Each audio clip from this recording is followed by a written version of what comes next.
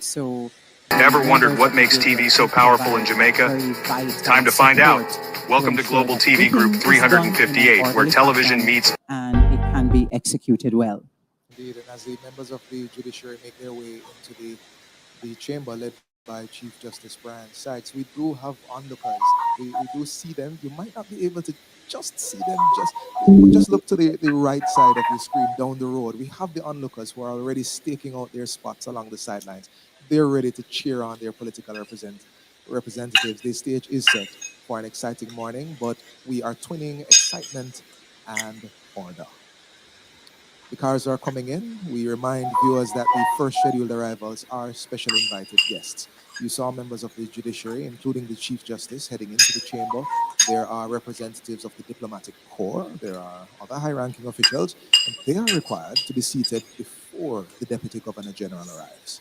As protocol dictates, Theo, once the Governor General's representative, and in this case, it will be the Deputy Governor General, the Honorable Stedman Fuller, who will be performing those duties this morning. Once the Governor General or his nominee, his deputized person arrives, the formal elements of the event begin.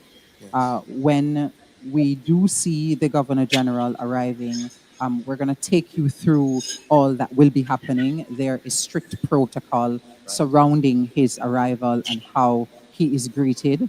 We will note that the Guard of Honor will provide a royal salute. There will be an inspection of the Guard of Honor, and we will talk about what that means and why it's important. And as we mentioned earlier, we do have two very knowledgeable gentlemen who are part of the JDF who have joined us to help to add a little bit of color to that aspect of this morning's ceremony, so people can really understand and feel proud of the role that the JDF plays in ceremonies such as this. We are standing by just about now for the arrival of the Commissioner of Police, and once he arrives, shortly thereafter, we will have the arrival of the Force Executive Officer, Brigadier Markham Lloyd, but we do see the Commissioner of Police arriving at this moment. Right on cue. That is Dr. Kevin Blake, and Dr. Blake assumed the post on March 19, 2024. He is participating in his first state opening of Parliament as Commissioner. Now, a little bit about Dr. Blake. His experience in the force has been dynamic, commanding several branches within the JCF.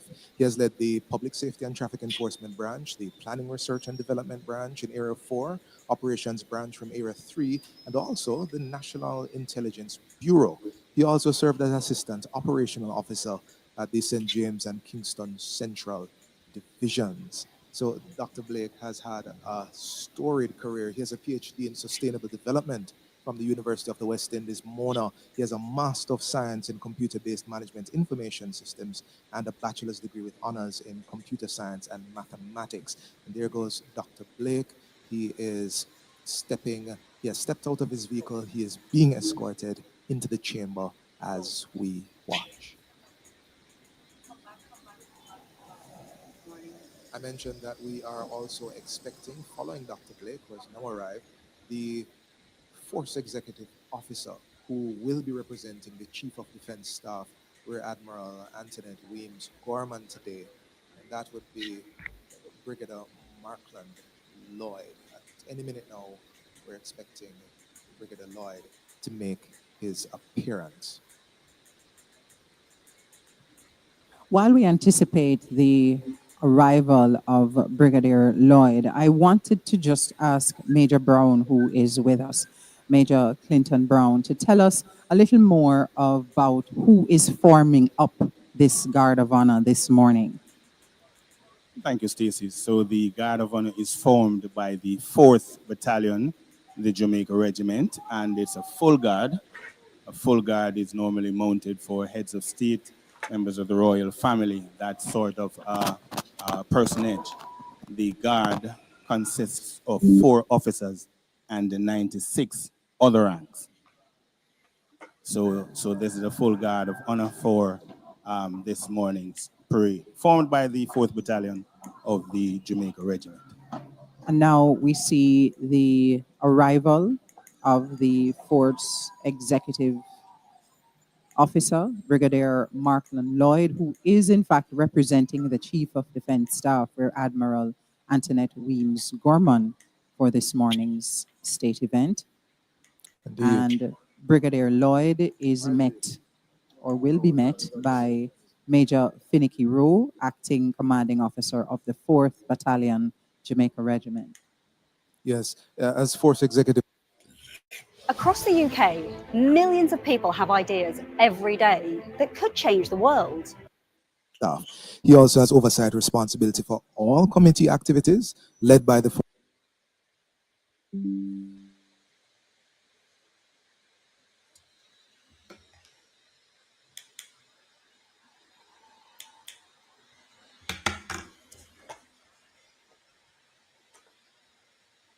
Force headquarters, and as he's doing today, represent the parade commander. red carpet. He's going to step onto the saluting dais. His job right now is to do a quick look over the troops to ensure that everything is in place to receive the Deputy Governor General, who will do a more fulsome inspection. Right, but this is now going to be a sword salute that he receives. That beautiful and dynamic aerial shot, Stacey. It is wonderful, really beautiful to see the formation of the JDF.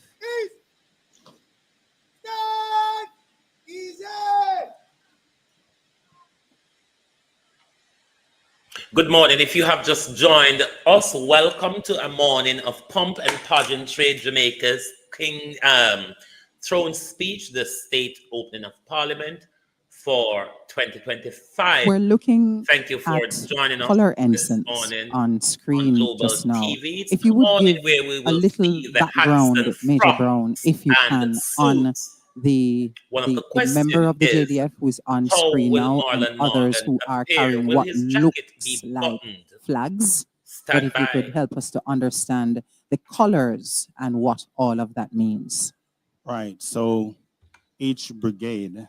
Oh, just before you get into that, Major Brown, we do see the President of the Senate, Tom Tavares The Finson, criminal Senator has arrived, Tavares ladies and Finson, gentlemen. arriving at this time and getting some obligatory photo opportunities from media who are out in their numbers to capture this very important moment for the beginning of the fiscal year. So, Major Brown, you were telling me about the color ensigns who Right. are part of the Guard of Honor. So there are two colors on parade this morning, the King's color and the Brigade's color. The King's color is the one fashioned in the likeness of the Jamaican national flag. And the Brigade's color is the one in the colors used by the brigade, crimson and gold. The King's color this morning is being carried by Lieutenant Marquino Jones, and the brigade colors is being carried by Lieutenant Demoy Powell. So the King's colors is the one that is similar in terms of the color combination to the Jamaican flag. So That is during the royal salute, we will see what is called the sweeping of the colors. Sometimes people say, oh no, they're putting the flag on the ground, but it's not in fact the Jamaican flag. It is really not the Jamaican flag. It is fashioned in the likeness of the Jamaican flag, but it is in fact colors, which is also very interesting, because when they're made, they're not really called colors until the service of the consecration. Ah, Once they've been consecrated, then they now are called colors. There's another interesting thing to that though as well, because there are those rare occasions when only one colors are carried on parade. But even then, the one is still referred to in the plural. It is still called colors. fascinating. We are seeing the arrival of the leader of opposition, In the Mark Westminster Golding, democracy, I and believe that is he what is is heading called the trooping away of the from the colours chamber, but in that the is for a British pomp very and important reason. circumstance. We anticipate what is known as the March to Gordon House, led by the Prime Minister and the leader of the opposition from opposing ends of Duke Street. So he is going down to his supporters, he'll be greeting them, and then the opposition members of parliament and senators will make their way from the south end of Duke Street. The governmental members of parliament and members of the Senate will make their way from the north, converging at the entrance of Duke Street, at the entrance of Gordon House, and entering the chamber proper. And just to give a sense of when you say south and north, based on what we're looking at on the screen, south is to the left and right. north is to the right. Correct. So that march to Gordon House happens from either end of Duke Street simultaneously, and they walk towards the entrance to the Parliament building. Oh yes, we expect the supporters to be even more energized and vocal today as they cheer on their leaders marching in. And those watching on TV, Theo, or online via the live stream on the GIS website, gis.gov.jm, can also cheer on their MPs. If you're just joining us, we remind you that the main act this morning will be the Honorable Stedman Fuller as he delivers the throne speech for the very first time. It will undoubtedly be a very proud moment for him as Deputy Governor General. The Honorable Stedman Fuller, in addition to being the Custos Rotalorum for Kingston, is the chairman and managing director of Kingston Bookshop Limited, one of the nation's leading booksellers. Its headquarters is on King Street, not very far from here. And I'm sure that many of his employees and admirers will be here cheering him on as well. He has a huge responsibility this morning, Theo. Indeed. We're seeing the south end of Duke Street where we're supporters of the People's National Party, and we're seeing the MPs amongst the crowd. They're all mingling together. You can see the joy and the festivity at this end of the street as the March to Gordon House is about to begin. There's Lisa Hanna at the front there, decked out in her red finery. Another opposition MP. We also see members of the Senate. Yes. I think there's a photo up there with Janice Allen, Floyd Morris we just saw now. Floyd Morris, yes. Indeed. And of course, we made note of the leader of opposition's arrival. They're house in order as they move up the street towards And just to remind our viewers and those tuned in online, the throne speech outlines all of the priority programs and policies of the government for this upcoming fiscal year, which begins on April 1. And this year's theme is Jamaica's next chapter, aspiring to greatness. Later on in the afternoon, we're going to hear more about how those programs and policies are going to be funded, Theo, with the tabling of the 2025-2026 estimates of expenditure. And that tabling is also going to be momentous. And I know you're going to tell me why. Yes, it will. It will be tabled by the Minister of Finance and the Public Service, the Honorable Favor Williams. And that is a first for her today. Indeed. Minister Williams assumed office on October 30 last year. And she has become the first female Minister of Finance and Public Service. Of course, the estimates will provide all the details of the amount the government intends to spend on recurrent business and capital projects. These will include things like funding for education, funding for health, national and social security, or roads, which has taken national attention, and many other areas. So the ceremony, it's wonderful to look at. It's very important as a part of Jamaica's national identity, but the information along the political spectrum that will happen, hearing how the budget will impact us, hearing how the policies are forming up, hearing what is expected to take place this year are crucial as well. And for those watching, you might just have noticed that a member of the JDF who is forming up that guard of honor was escorted out of the formation. It appears he may be unwell. And so his team, as they do every time we see them on parade, they are so keen on paying attention to the members of the JDF. And so somebody escorted him, obviously, to get maybe rehydrated or whatever his medical concern was, but we really appreciate the kind of focus and attention that they place on members of their team. And here we see the Speaker of the House of Representatives. Yes, Juliet Holness arriving to the chamber. Stacey, regarding the Guard of Honor, we expect a lot from them, and we give them the utmost care. Of course. The Most Honorable Juliet Holness is the 16th Speaker of the House of Representatives since independence. She assumed office in September 2023, and her key responsibilities is to uphold the rules, or what are properly referred to as the standing orders of the House, and to ensure that the rights of all members of Parliament are protected. That's right. That's right. You know, Stacey, Parliament is composed of 63 members of Parliament alongside 21 senators. There are 49 at this moment. There are 49 government members of Parliament and 14 opposition members of Parliament there. And together, all together, that comprises Parliament, the governing body of our nation. Absolutely beautiful shot on our screen just now. Really great work by the team to give us just a taste of how beautiful it looks. I mean, when you're here in person, it's all the more wonderful, but it's good that we can actually show the rest of Jamaica how beautiful it really is.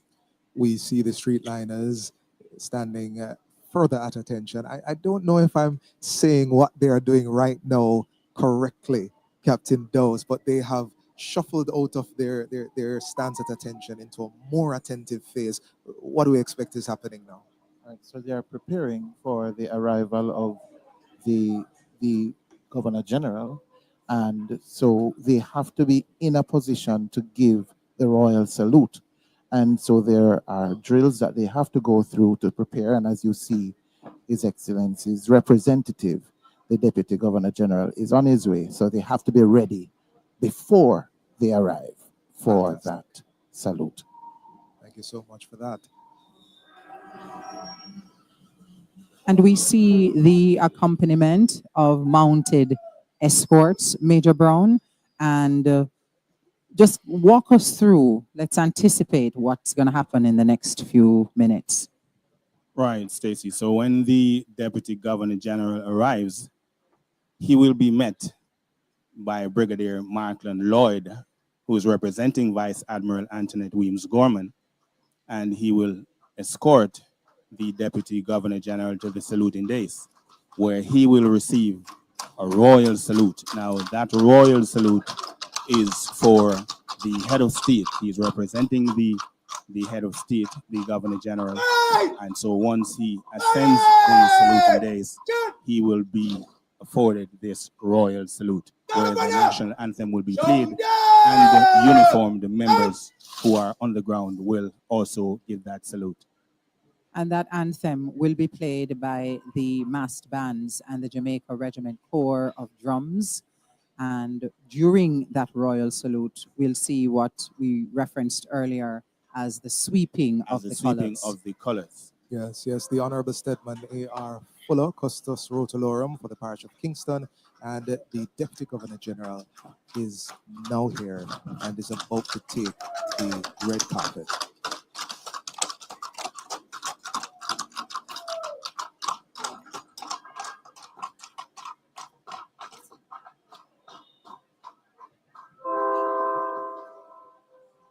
Force Executive Officer Brigadier Markland Lloyd introducing the Deputy Governor General to another senior member of the JDF, and together they walk down the red carpet to the saluting dais.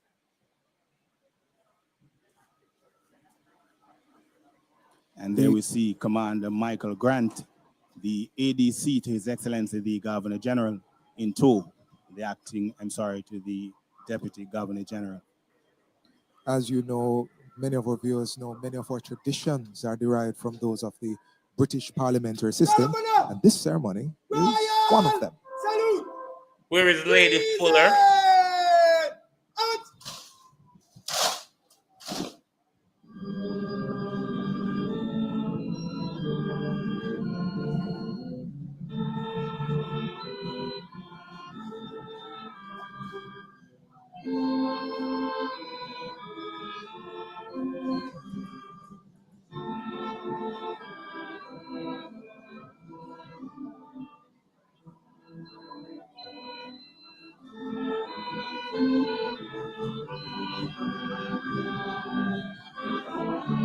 Lady Fuller, the deputy governor general wife.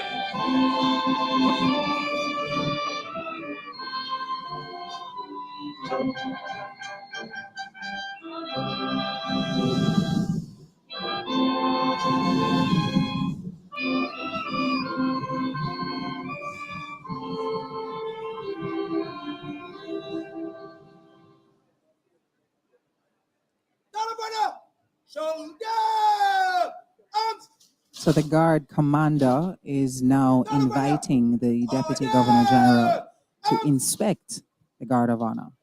Tell us a little about the significance of this aspect of the parade, Major Brown, that inspection of the Guard of Honor.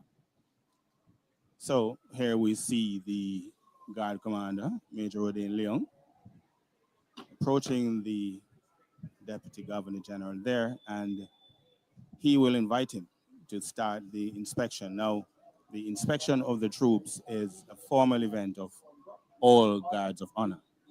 And so the Deputy Governor General will start his inspection to the right of the guard. The guard was formed in two ranks, the front and rear rank, giving enough room in between ranks for the Governor General to inspect, to have a look at the basic turnout of the troops and to ensure that they're in very good order. And usually as they do the inspection, we have the massed bands and corps of drums as we hear them beginning to play now. Captain Dose, talk to us about that very popular piece of music that's being played at this time. They're playing Lignum Vitae, and that piece is one of the signature pieces that are used for this particular time of a parade, the review. The indigenization of our own military with our own culture is a very important part of what we develop at the Jamaica Defense Force music units and music sections, including the military school of music where I am a lecturer. And one of the things that we are looking at is how we can get more of our own melodies. One thing I first time you will learn. More composers of military music emerging as we continue to work through our identity.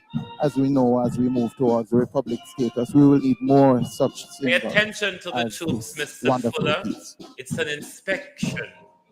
Our Deputy Governor General and Guard Commander continue to make their way along the front rank, and they're about to pass into the inspection of the rear rank. Just a little bit about our Guard Commander, Major Dane Leon.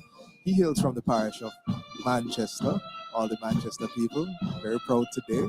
Major Leon enlisted in the Jamaica Defense Force in 2008 and received his initial officer training at Fort Benning in Georgia. Now, he has held several notable appointments in the JDF, such as platoon commander, recruit training officer, troop commander, detachment commander, and so many others. And of note, he was awarded the Medal of Honor for General Service with Clasp in 2018. And so we're hearing a variation of this song. It this is a medley indeed. Gal, I heard Miss Lou, you know, I heard her. And that infusion of traditions that we inherited or we borrowed with those that are homegrown is so important to identifying us as an independent nation. It is one of the important roles of the Jamaica Defense Force. You would know that the Jamaica Defense Force was in formation just prior to independence. And we have taken Jamaica in through all of our symbols, including the national anthem being first performed by the JDF. Did they do a trial run with him first? Speaking of national anthem, it will be played again as the Guard of Honor gives the Deputy Governor General another royal salute. And right after that, Mr. Fuller is going to head inside the Parliament building, where he will be met by the Clerk of the Legislature at the foot of the stairs, accompanying him to the entrance of the chamber.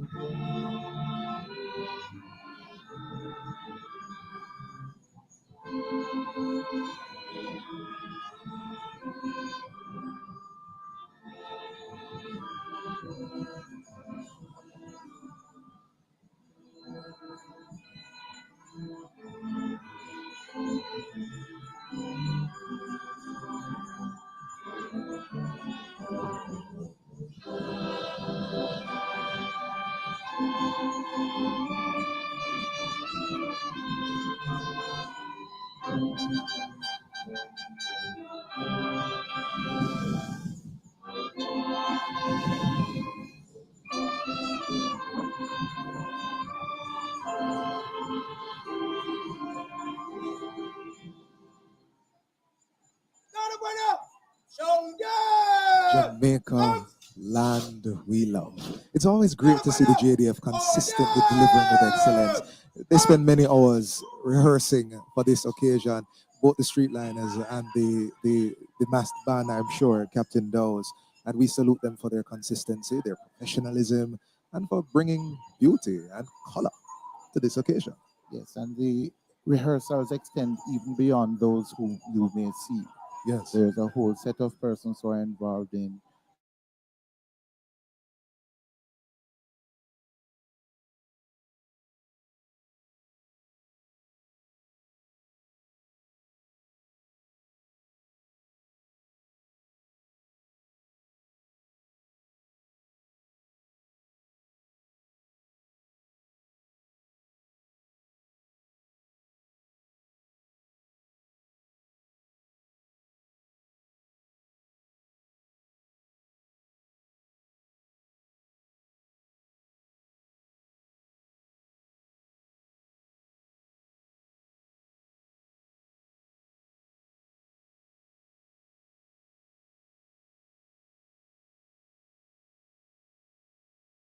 Legal and Constitutional Affairs, Marlene See Malibu Ford there Olivia at the front. Grains Yes.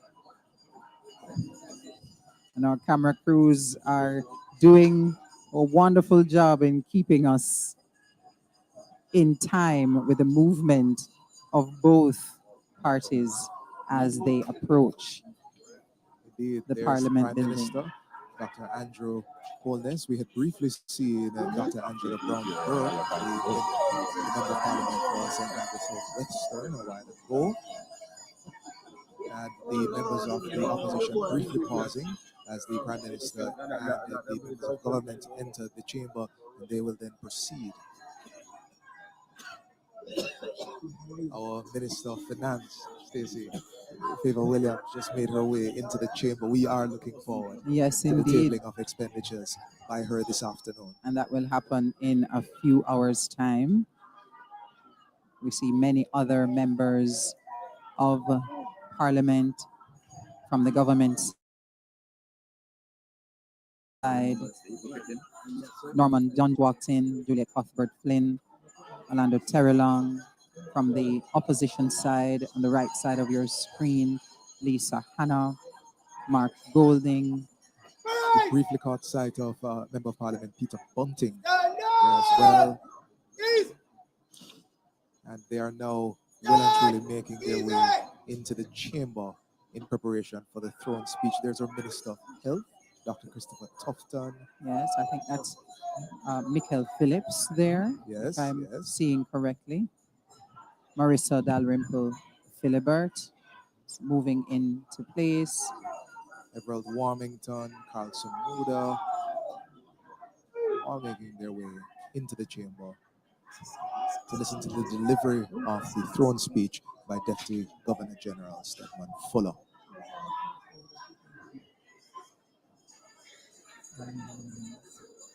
just a little insight as to what happens inside the Parliament building. After Mr. Fuller headed inside the building, he would have been met by the clerk of the legislature at the foot of the stairs, who will then accompany him to the entrance of the chamber. A flourish of trumpets would then be played to announce the arrival of the Deputy Governor General and signal the start of the official ceremony inside the house. Captain Dawes, you had. Yes, the trumpet party is going to be under the direction of the bandmaster of the Jamaican Military Band, Warrant Officer Class 1, Paul Johnson. Right. He will be doing a flourish called Gordon House. Gordon House. How fitting. We briefly saw some live action from inside Gordon House, and now we're back to it. Members of Parliament, members of the Senate. There's Damian Crawford entering, and Julian Philip Caldwell. Robertson, Philip Caldwell, Fitz Jackson. Indeed.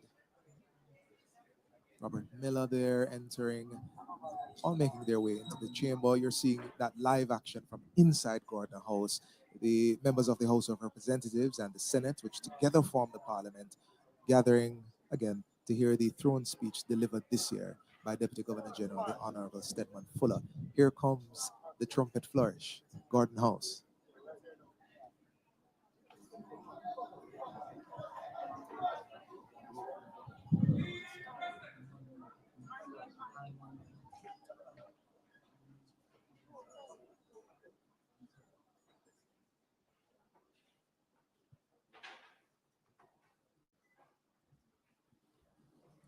There are Deputy Governor General standing beside the clerk of the legislature at the foot of the stairs. And that is Bandmaster Gregory Nicholson, who has the baton ready. And now you have footage from inside the chamber itself, as everyone takes their positions to receive the Deputy Governor General.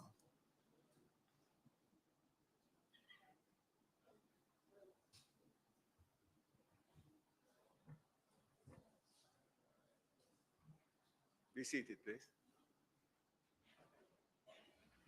You know, That's- pardon me, Stacey, but we've been saying something about Mr. Fuller. We've been calling him the Custos Rotolorum, and that's an interesting word. It's a Latin, a phrase referring to the civic position where the appointed individual acts as the chief magistrate of a parish, primarily responsible for managing the roster of justices of the peace within that area, essentially representing the Governor General at the parish level.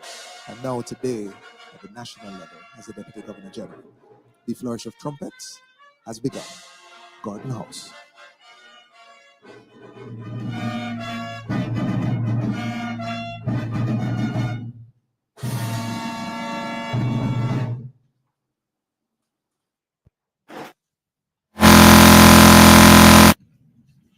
Honorable Stedman Fuller, Commander of Order of Distinction, Custos Rotolorum for the Parish of Kingston, Secretaries in Parish Excellency, the Governor General.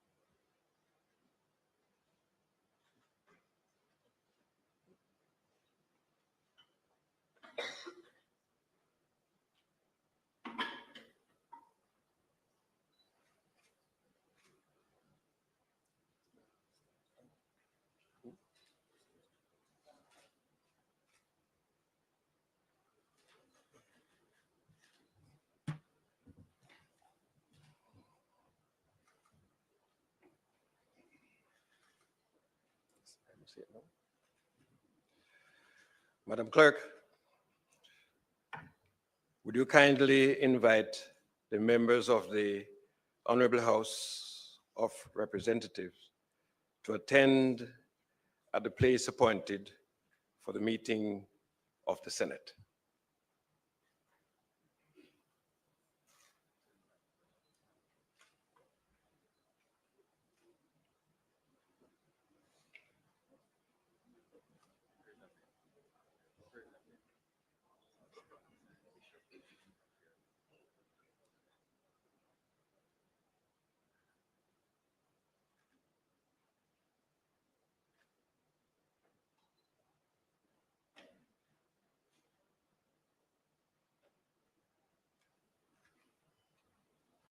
There's DIY, and there's doing it yourself.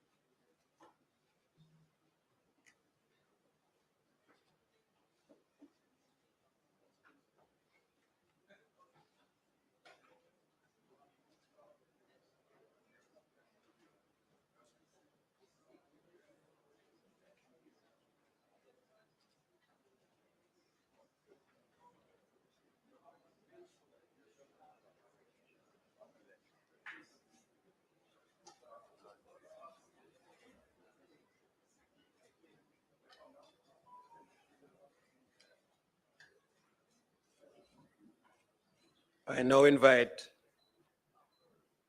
the President of the Jamaica Council of Churches to say a prayer.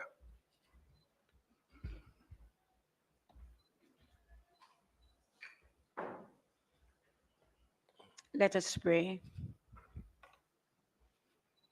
Eternal Father, you have been faithful in watching over this nation and guiding us as your children. Fill this place, we pray, with your presence and power through your Holy Spirit. May you breathe upon us afresh as we gather, cleansing, forgiving, and sanctifying and granting your blessings. We come to you seeking your divine wisdom as representatives, servants of the people of this nation, as we mark the start of a new fiscal year, following in the noble tradition of those who since 1962 have recognized your sovereignty over all things. We pause to acknowledge with gratitude the privilege, the honor bestowed upon us in partnership with you to bring into effect the vision of justice and truth that is your will for our land. We remain cognizant, O God, in the words of one of our great sons, Robert Nesta Marley, that there is so much trouble in the world. But with that recognition, we also acknowledge the truth that is on this rock, formed and shaped By your mighty hand, you have blessed us with all that we need of human and natural resources to facilitate our great calling of advancing humankind's welfare. Hear us, therefore, O God, and forgive our many lapses, the occasions on which we have elevated personal and partisan objectives above the national interest. We beseech you now, therefore, to grant us clarity of thought, as with minds that think with honesty, we advance by words and commensurate action that which will engender true respect for all, the stirring that will lead to the joy-filled response to call of selfless service, so that Jamaica may increase in beauty, fellowship, and prosperity. Lord of all, we pray that a hallmark of our democracy may be the godly and peaceful governance exercised by those called to leadership in this land. Hear us, therefore, for Patrick, Governor General, Andrew, Prime Minister, Mark, Leader of the Parliamentary Opposition, all members of central government, with the Senate and those in local government. Endue with godly discipline and integrity those who administer justice, even as you strengthen those who guard and protect the land, revealing the common good to those in positions of public trust, including decision makers in education, health services, industry, and commerce. May respect for each other be maintained in the discussions, presentations, and discourses, and may all be done for the greater good of Jamaica land we love, and the glory and honor be yours, Almighty God, now and forever. Amen and amen. Please be seated.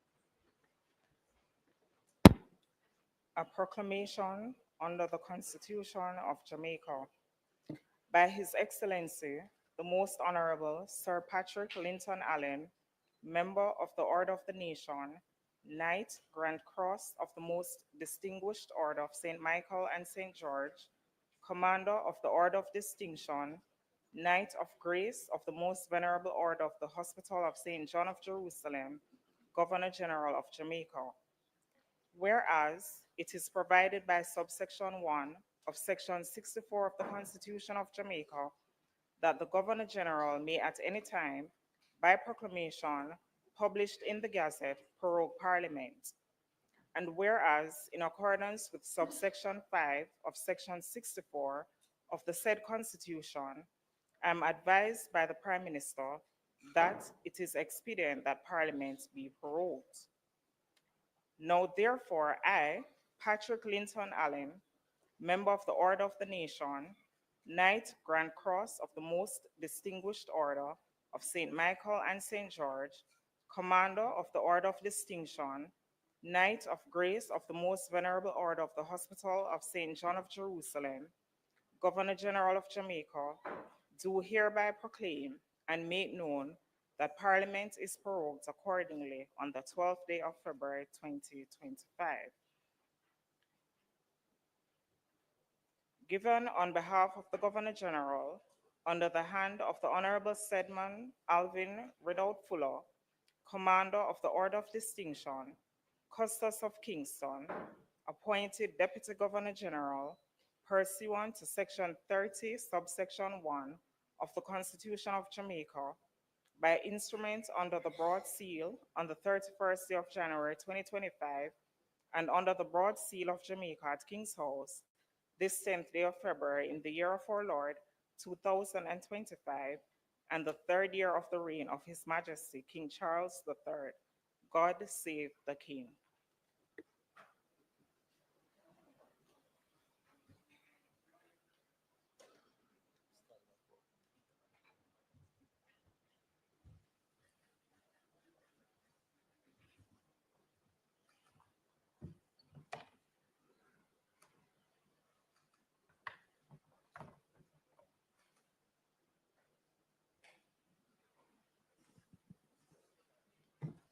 Honorable members, we thank the Almighty for his kindness and mercy.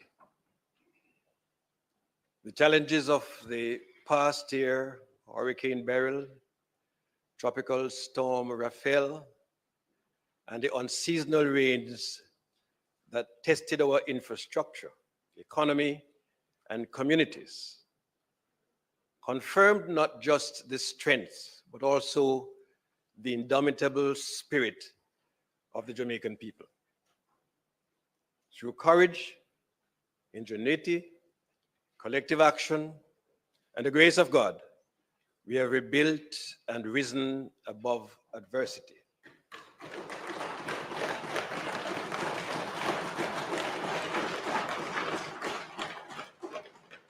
We place our trust in the Almighty's promise.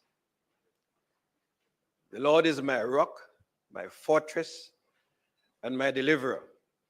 My God is my rock, in whom I take refuge, my shield and the horn of my salvation, my stronghold, as it says in Psalms 18, verse 2. Indeed, Jamaica has stood firm, emerging stronger, more dynamic, and closer than ever to achieving the destiny we envision. A Jamaica that is peaceful, productive, and prosperous for all.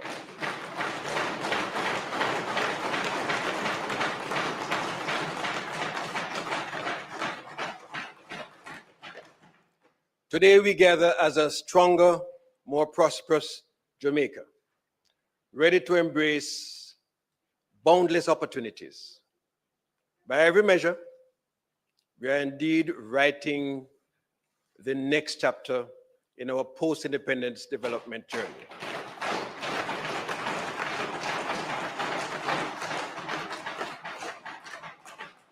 Our unemployment rate is at a historic low of 3.5%.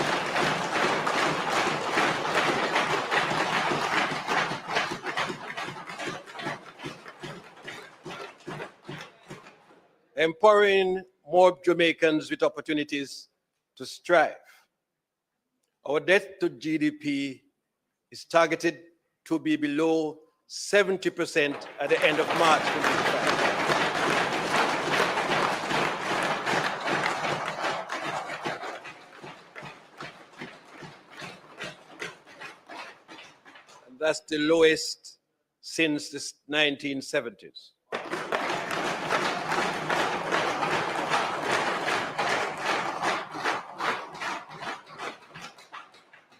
Jamaica's credit rating are at the highest levels since our debt has been externally rated, signaling our enhanced credibility and fiscal strength on the global stage.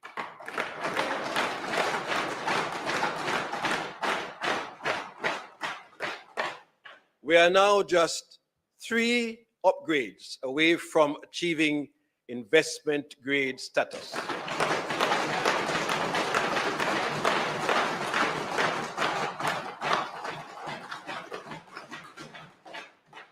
After 57 consecutive years of deficits, our balance of payments current account since 1966, we have, for the past 2 fiscal years, managed to achieve a balance of payments surplus.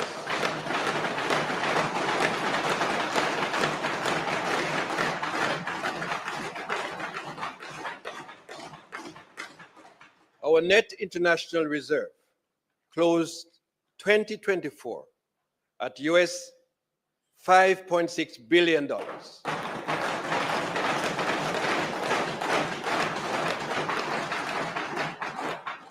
Another record high. Before the interruption caused by Hurricane Beryl, we recorded 12 consecutive quarters of economic growth after the COVID-19 pandemic. Business confidence has rebounded by 7.3% over last year.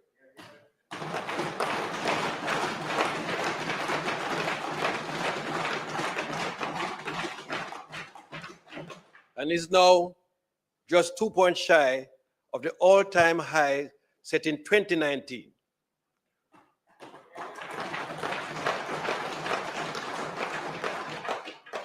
Consumer confidence has also rebounded, increasing 4% over the previous quarter.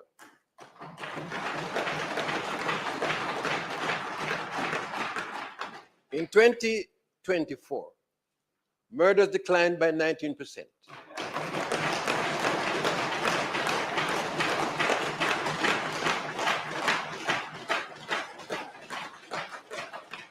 Following an 8% decline in 2023.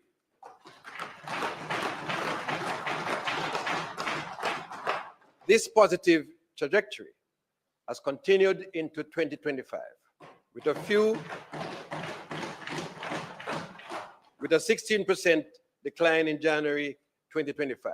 In fact, murders in January 2025 was 51% lower than in January 2022.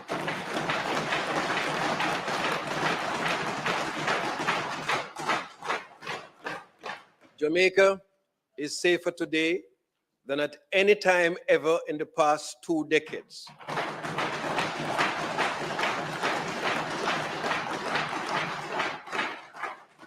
With major crimes recorded in 2024 being the lowest since such breakdowns began to be tracked in 2001.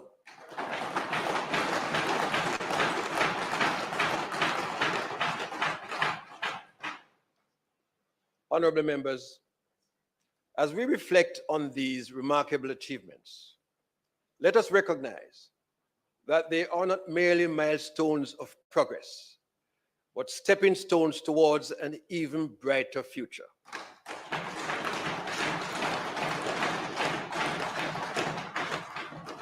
Our nation stands at the dawn of a new chapter in its journey, one defined by resilience, ambition, and the unwavering determination of our people. Together, we have weathered storms, risen above challenges, and set the stage for a transformative era of growth and prosperity.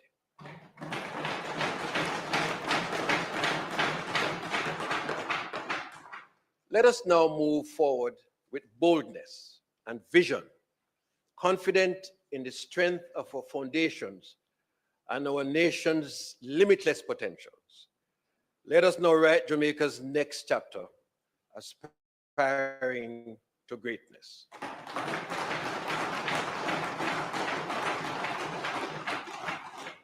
Honorable members, as we continue our journey to implement a customer-centric ecosystem within the public sector, we are determined to improve public sector efficiency, governance, and accountability through innovative performance reporting systems. Efforts to planning, monitoring, and evaluation will continue with the development of an electronic performance monitoring and evaluation system, which will standardize processes across government and facilitate real-time data access to enhance decision-making. In the ongoing thrust to transform the public sector learning and development policy was launched.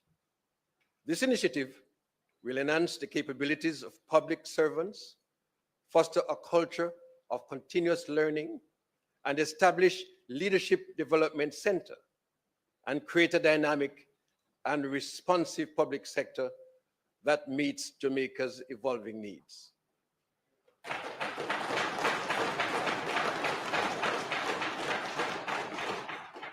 Honorable members, the government remains committed to transforming Jamaica into a digital society, ensuring that unique digital identity is available to every citizen. In 2024, the legal framework was completed with the gazetting of the National Identification and Registration Authority, NIRA, Act regulations, operationalizing NIRA and issuing Jamaica's first electronic national ID cards.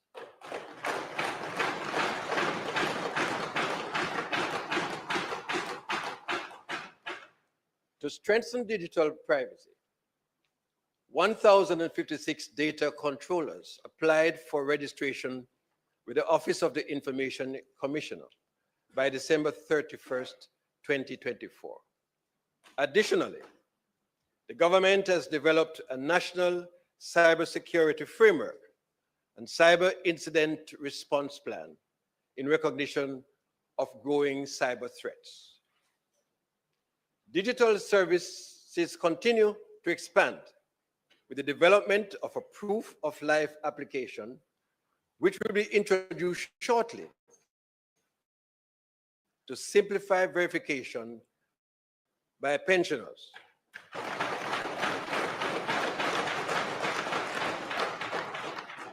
Also, the Jamaica Data Exchange Platform will streamline government data validation for the TRN, driver's license, and the new national ID.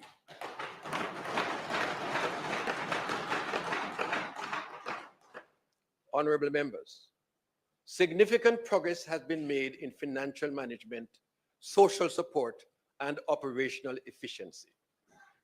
For the first time in Jamaica's history, the reverse income tax credit programs provided $20,000 each to 347,133 eligible citizens.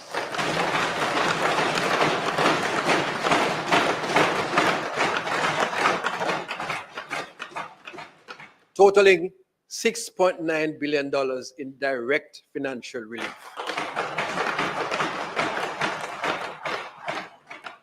The government accelerated digital transformation, implementing electronic systems such as the fixed asset, inventory management system, My Pension Plus, and the QE management system, improving efficiency and data accessibility.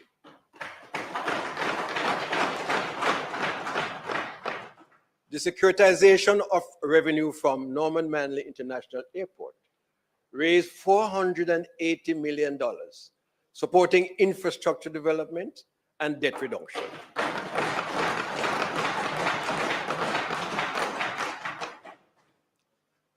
Legislative priorities remain on track with the Financial Institution Resolution Act 2024, which establishes a framework for resolving non-viable financial institutions tabled in the Senate. The Cabinet approved the amendment to the Public Procurement Act, which will enhance efficiency when they are passed.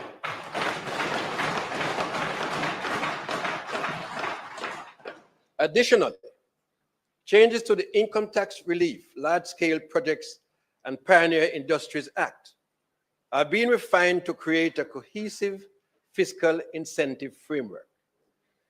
For 2025-2026, priorities include modernizing parliamentary operations with a legislation management information system to streamlining bill and document management.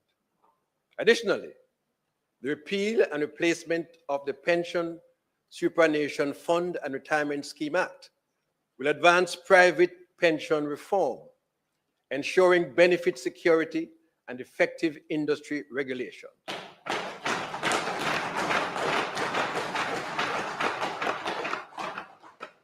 Honorable members, with macroeconomic stability achieved, the government is now focused on leveraging these gains toward transformative and inclusive growth while remaining cognizant of climate change threats. In 2024-2025, Jamaica approved its 2050 long-term emission reduction. Are you using Google Ads or Google Analytics?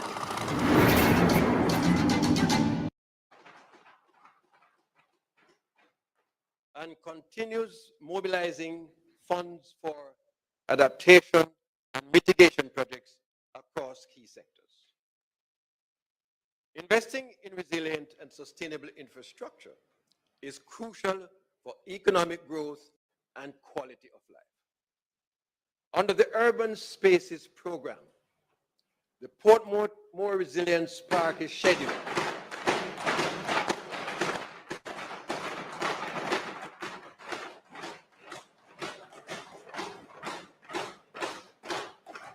for completion by 2025-2026 to enhance wellness and climate resilience.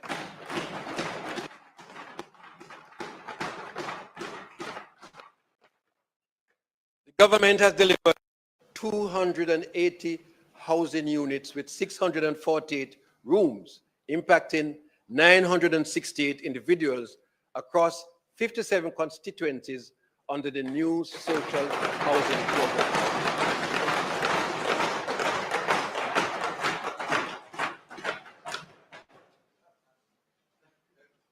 Road infrastructure has also advanced.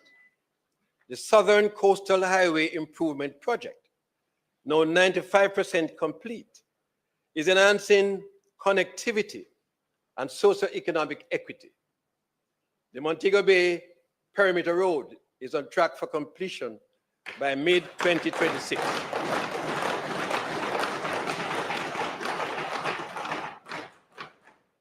The urban areas under the Special CAPEX program integrated upgrading of roadways, drainage, water, sewage, and broadband infrastructure for selected corridors in Kingston, St. Andrew, and St. Catherine continues.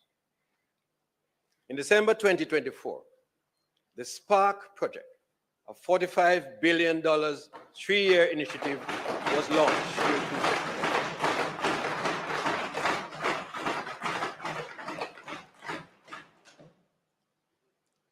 To improve secondary, local, and community roads while upgrading water infrastructure. Work will be underway on 126 roads across all constituencies by March 2025.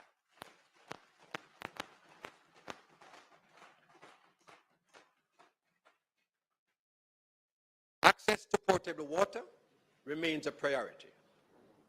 Construction of the Rio Cobre water treatment plant begins in March 2025.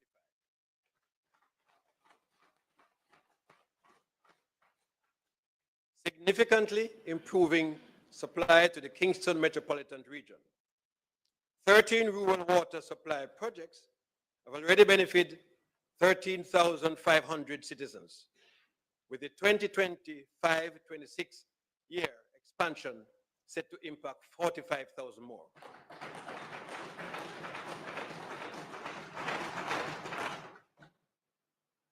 Key legislative reforms are progressing. The construction industry policy, which will promote sustainable development and growth and enhance competitiveness and productivity, is on track for revision by financial year 2026-2027. Amendments to the Natural Resources Conservation Authority have introduced stiffer penalties. The Quantity Surveyors Registration Bill is in development to enhance professional standards and accountability. Honorable members, the government remains committed to reducing major crimes, improving public order, and enhancing public safety.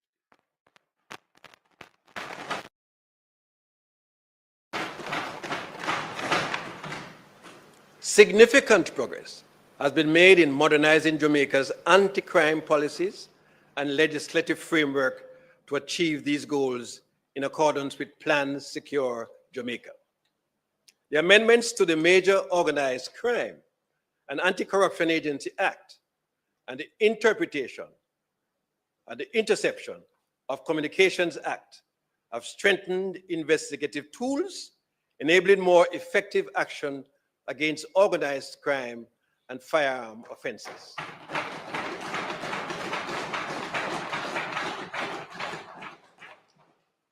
Border security is being modernized through the National Visa Policy and amendments to the Immigration Restriction Commonwealth Act and the Aliens Act.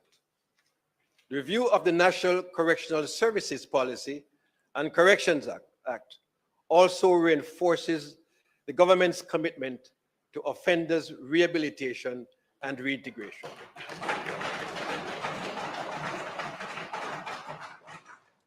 Integrating legislation, technology, infrastructure, and social investment is creating a safer Jamaica.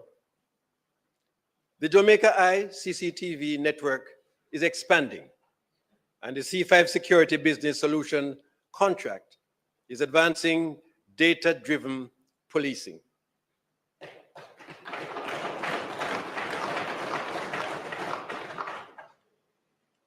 Renovations of 17 police stations, ongoing divisional headquarters construction, and the near completion of the forensic pathology autopsy suite are enhancing law enforcement capacity.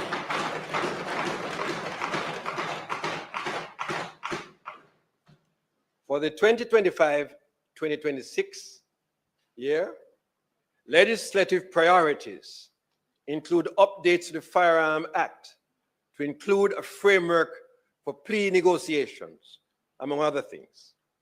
This is consequent to the effectiveness of the new mandatory minimum penalty, which has increased the level of interest among accused persons in entering guilty pleas. Updates will also be made to the Proceeds of Crime Act and Fingerprint Act, alongside a comprehensive reform of the Corrections Act. The Child Offender Rehabilitation and Social Reintegration Strategy will also be launched to support transformative justice. Honorable members, the government remains committed to accessible, modern, and high-quality health care for all Jamaicans.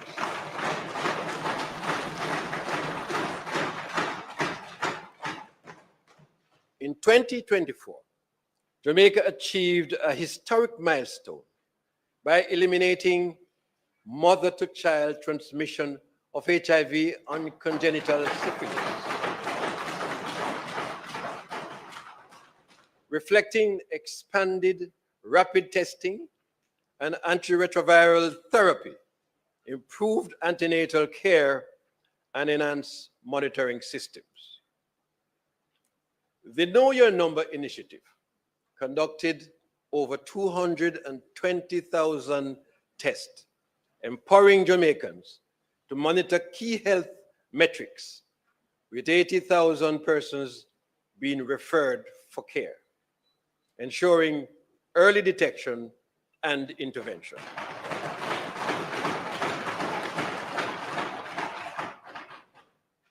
To strengthen the healthcare workforce, the government launched the Barry Wint Memorial Scholarship, investing Jamaica $2.5 billion to support 607 medical technology, nursing, and biomedical engineering students.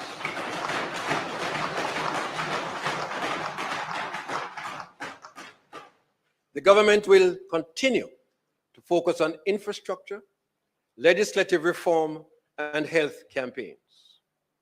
The Western Child and Adolescent Hospital will be completed, offering 12 specialties, including pediatrics, cardiology, and psychiatry.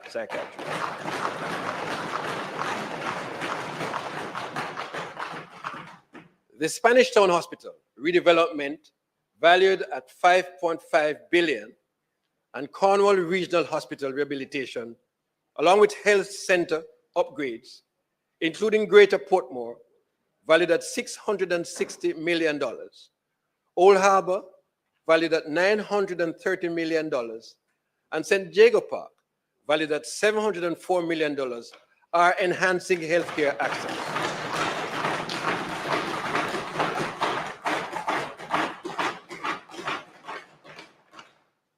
Legislative priorities include the Tobacco Control Bill, which will align Jamaica with World Health Organization regulations by restricting tobacco and e-cigarettes use, and the Food and Drug Amendment Bill, which regulates natural health products.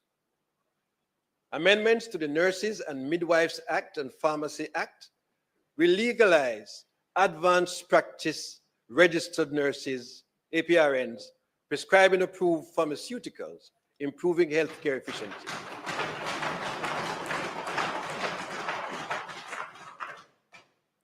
Honorable members, the government continues to make remarkable strides in education, skills development, and digital transformation, key pillars of Jamaica's national development. Importantly, progress is ongoing in implementing the 365 recommendations from the Jamaica Education Transformation Commission report, the Patterson's report.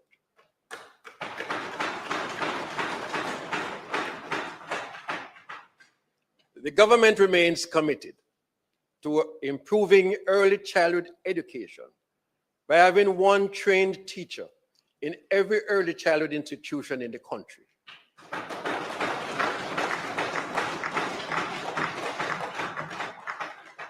Notably, the government has also expanded the number of shadows working with our special needs children.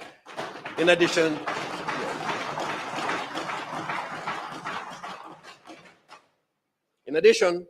a key priority is enhancing nutrition support programs across the education system that provide much needed meals to our students on path. Currently, over 162,000 students benefit from this important support.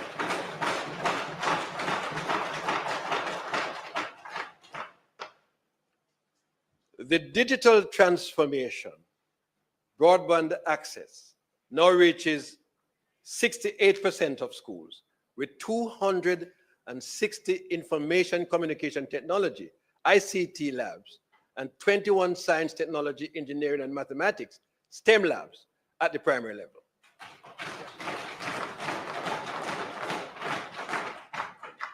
$1,500 tablets were distributed to early childhood institutions, and 144 interactive smart boards provisioned across the system. The first phase of the digital financial management system has also been implemented in 50 schools to improve fiscal management.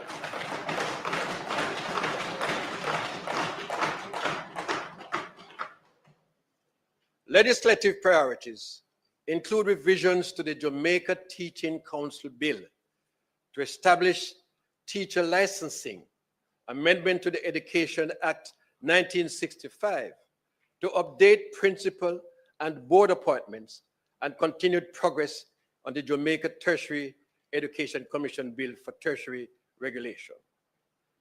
For 2025-2026, the government will focus on literacy and numeracy as a priority, targeting children aged 0 to 8. There will also be the implementation of a special education policy to ensure equity and inclusivity, and expansion of the education management information system to have schools for real-time monitoring and attendance.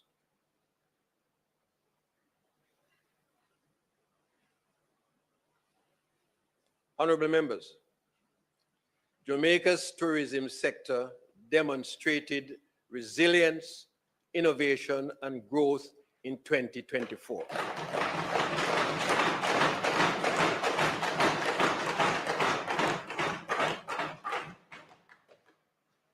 It overcame challenges, including travel advisories and severe weather, to welcome 4.1 million visitors, generating US $4.3 billion in revenue.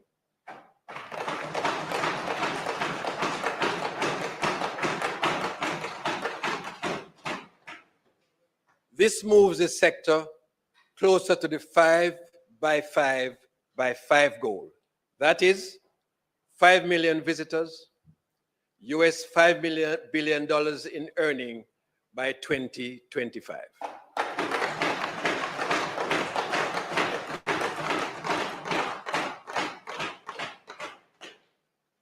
Tourism investments continue to show strong growth.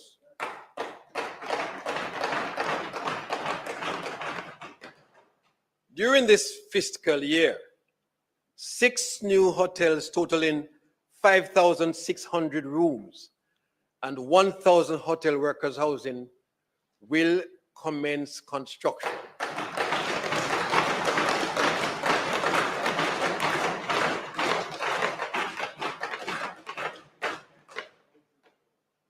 When completed, this will bring foreign direct investment of US $2.5 billion and 10,000 new jobs.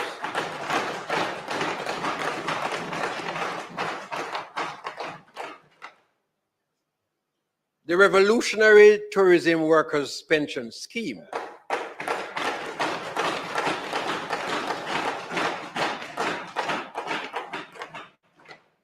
has now surpassed 10,000 registration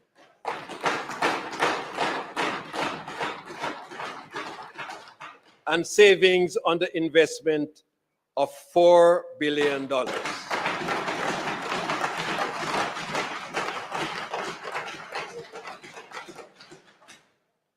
This success reflects strategic planning, robust partnerships, and a focus on sustainability and inclusivity.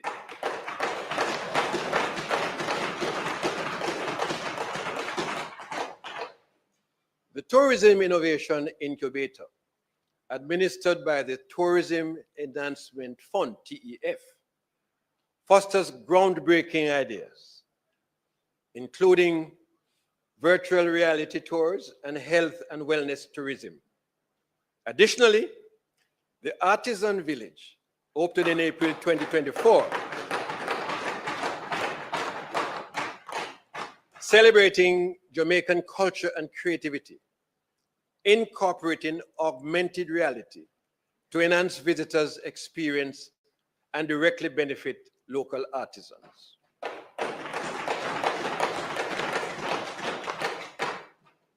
The government is committed to reshaping tourism through 1, digital transformation, automating licensing applications, and training access to boost efficiency and stakeholder engagement.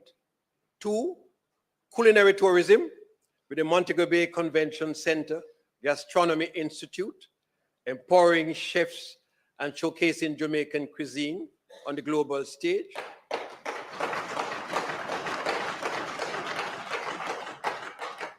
And 3, diversification, targeting Latin America, Asia Pacific, and the Middle East, while expanding African American engagement in the US.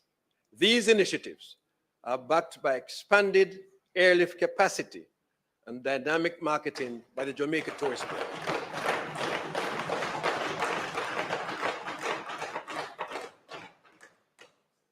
Honorable members, we take pride in the strides made in the agriculture, fisheries, and mining this financial year.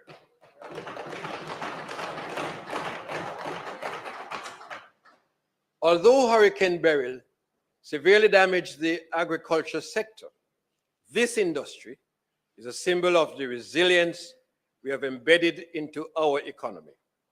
Shortly after the hurricane's passage, the government was able to implement the Jamaica $1.4 billion disaster recovery program for our farmers and fisher folks.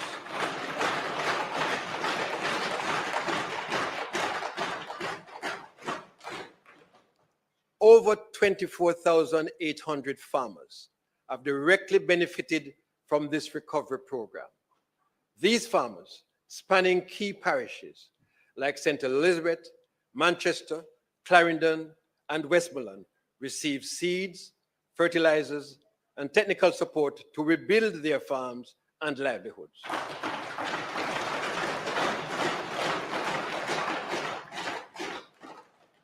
An additional 6,000 beneficiaries were supported through the efforts of the Jamaica Commodities Regulatory Authority, JACRA, the Banana Board, and the National Fisheries Authorities, bringing the total number to over 30,000 farmers and fishers.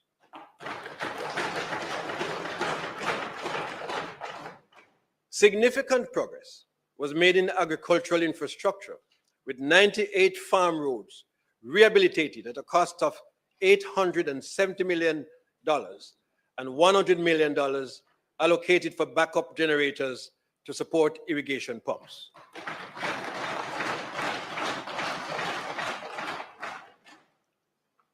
The Southern Plains Agricultural Development Project will bring 795 hectares under irrigation by 2025-2026.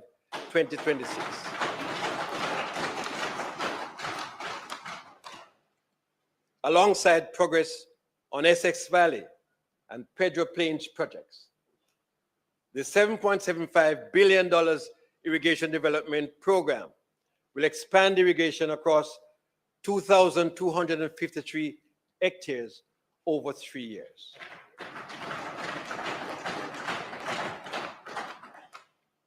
Investments in alternative fisheries and aquaculture yielded 663 metric tons of production in 2024, while export expansion initiatives target a 25% increase through export clinics, pest-free zones, and value-added products.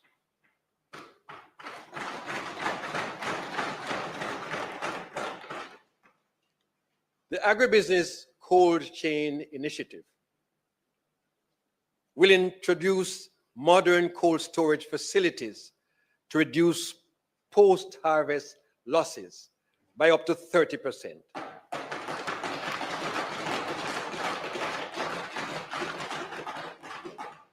While the Agricultural Wardens Program will recruit 200 wardens to protect farmers and their livelihoods.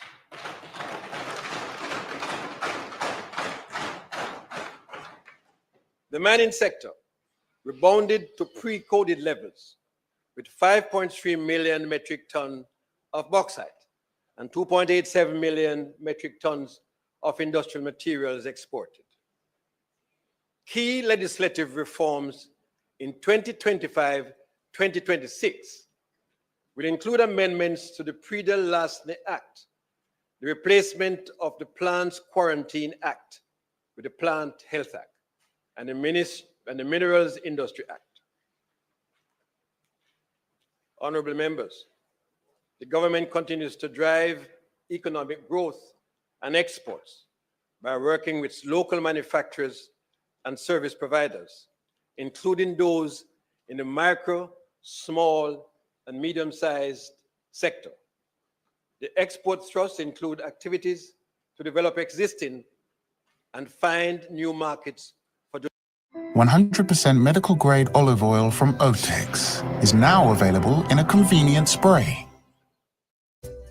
Shop over 100 furniture and furnishing retailers all in one place at ufurnish.com. And train 2,700 MSMEs to improve efficiency and productivity and enhance competitiveness.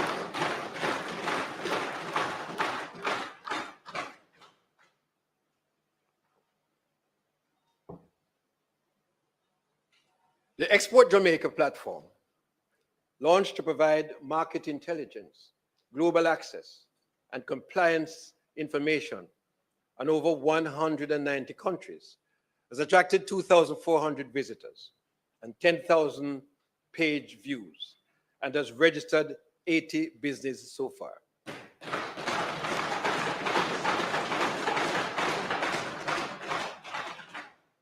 The MSME Business Roadshow engaged over 1,200 participants, offering grant funding and business support, with phase 2 underway. In manufacturing, the government provided $78.9 billion to duty relief,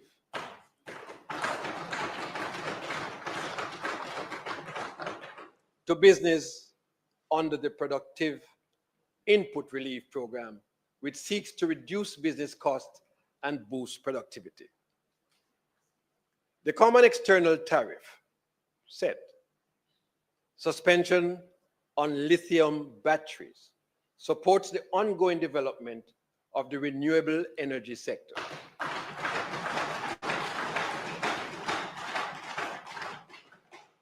The Jamaica $1 billion Screen Development Fund, launched in January 2024, aims to strengthen Jamaica's creative economy by supporting local filmmakers.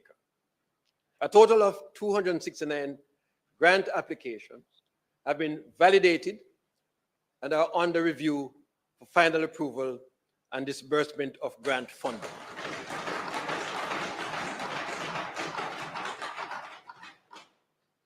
Key legislative advancements include the finalization of the Joint Select Committee of Parliament's review of the Security Interest in Personal Properties Act, SEPA, to improve financing for business, and the Segregated Accounts Companies Act 2024 to expand the financial services sector by attracting operators from outside of Jamaica.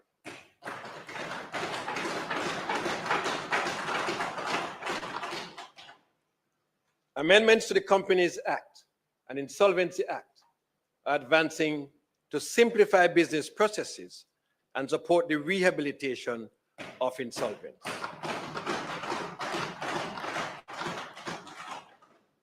Jamaica continues to position itself as a financial services hub to attract greater international investment and high-value jobs. Significant progress has been made on the Jamaica International Financial Services Authority legislative suite. The Limited Liabilities Companies Act, the Partnership General Act, and the Partnership Limited Act are being amended to comply with global standards.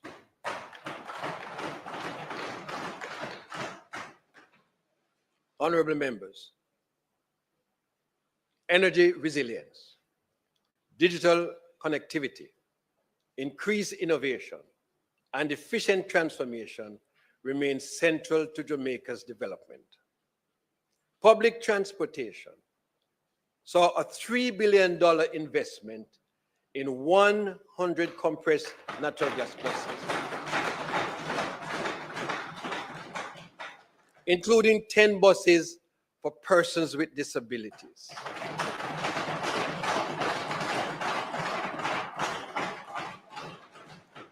And reducing cost and supporting clean energy goals. In renewable energy, the UHWI Deep Energy Retrofit Project installed 1,500 rooftop solar panels,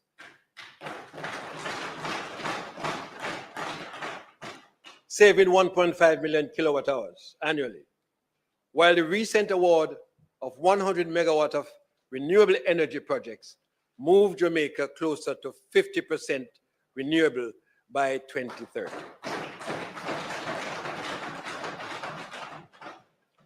A memorandum with the Canadian Nuclear Laboratory will explore nuclear energy integration. Jamaica will become the first small island developing state, SID, in the Caribbean with a UNESCO Ghost Spin Science, Technology and Innovation country profile, which will guide the national ST&I policy. The Nurturing Early Scientific Thinking, NEST, initiative is equipping early childhood education with STEM kits and activity books.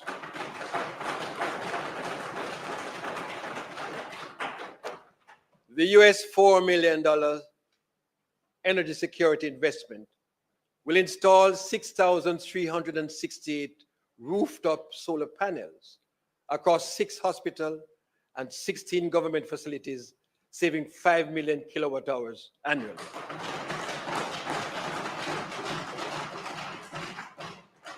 Infrastructure upgrades, include the Ian Fleming International Airport, enhancing runway, terminal, and flight capacity to support tourism growth.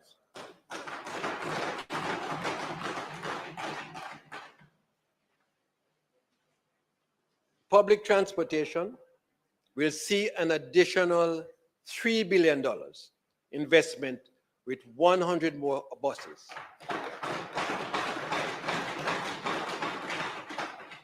Procured and slated for delivery by July 2025.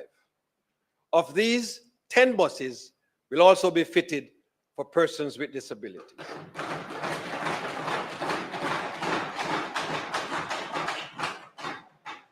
This will bring the total investment in improving this mode of public transportation to 250 buses in 24 months.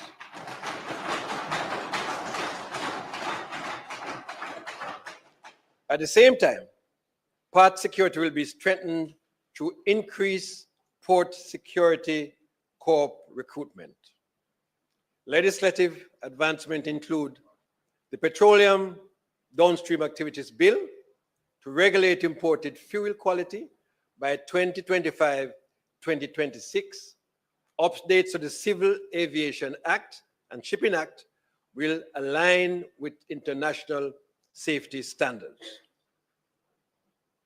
Honorable members, Jamaica continues to strengthen its global presence, forging strategic partnerships that drive inclusive economic growth and improve the quality of life for all citizens.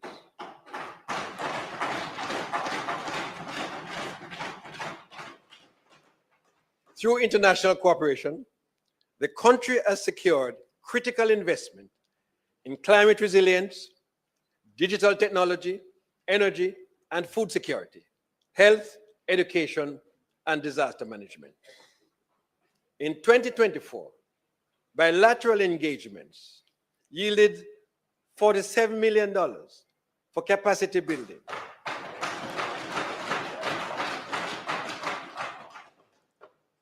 Jamaica's $60 million for citizen security, $230 million for security operations and equipment, and $7.6 million for sports equipment for schools.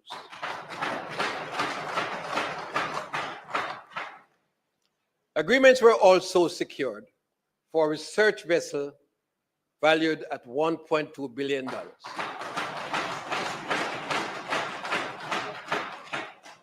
And sporting infrastructure development valued at $15 billion.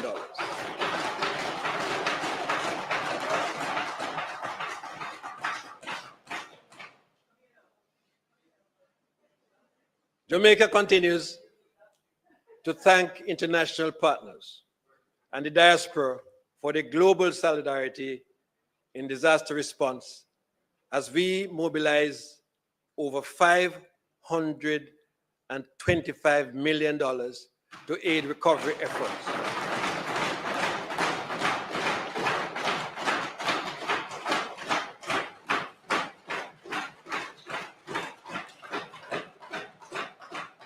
To aid recovery effort following Hurricane Beryl and Tropical Storm Raphael.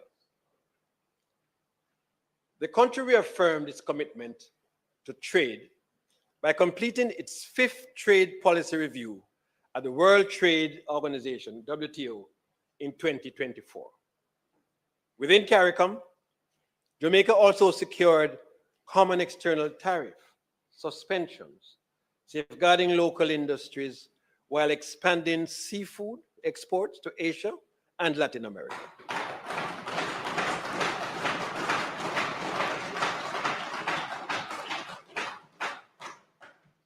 Jamaica continues to champion its interests globally, strengthening its role within international organizations.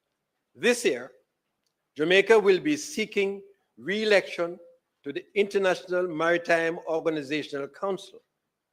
In July 2025, Jamaica will also assume the chairmanship of CARICOM Conference of Heads of Government, leading initiative in peace and security, digital innovation, food security, and health, while advancing the Caribbean single market and economy.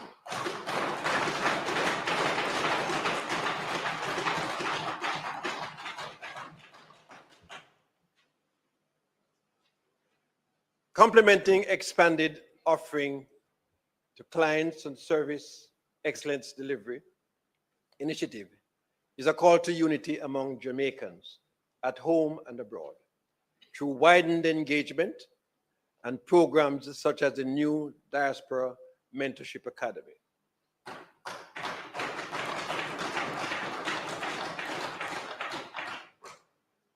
Honorable members, the Ministry of Justice remains committed to access and equity through modern infrastructure, inclusive services, and legislative advancement. In the past year, construction began on a state-of-the-art center in Hanover, a $200 million investment that will provide restorative justice, victim support, and mediation services.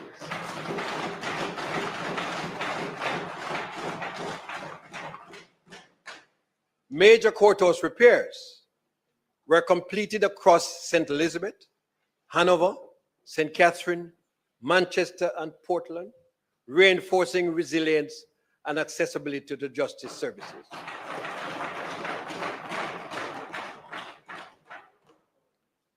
Over 1,000 individuals accessed legal aids through fairs, and more than 100 incarcerated persons with mental illnesses received legal representation.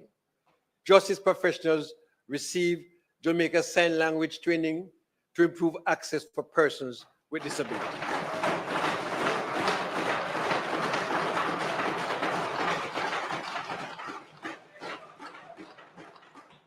Restorative justice referrals achieved an 81% agreement rate.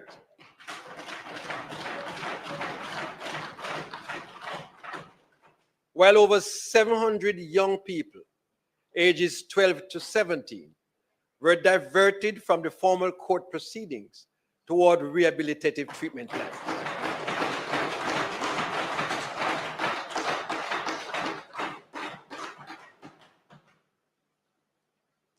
Where over 1,000 victims of crime received intervention services.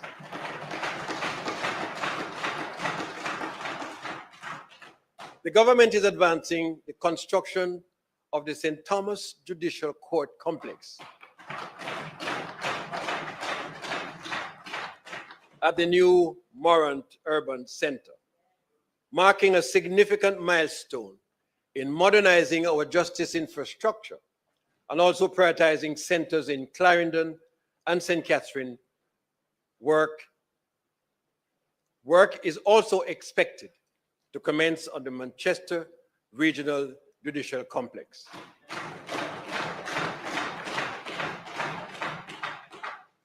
The commencement of a phased introduction of the integrated electronic case management system in the justice system will modernize legal processes, enhancing efficiency, reducing cost, and improving accessibility, particularly for persons with disabilities.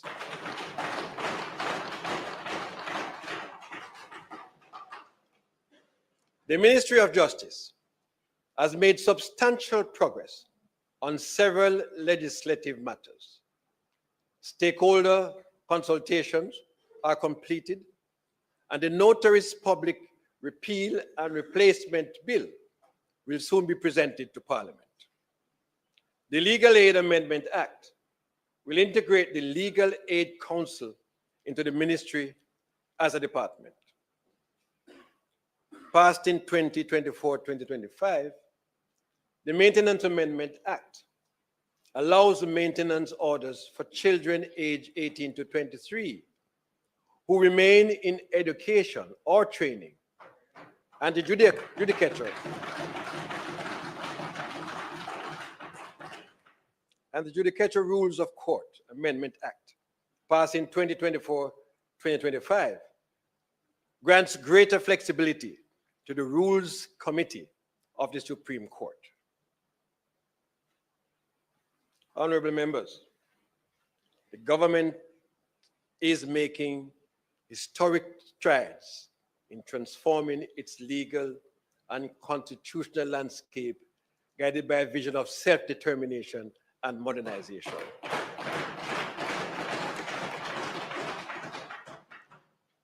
The report of the Constitutional Reform Committee was tabled in Parliament. The Constitution Amendment Republic Bill 2024 was also tabled, read a first time, and is being reviewed by a joint select committee of both houses.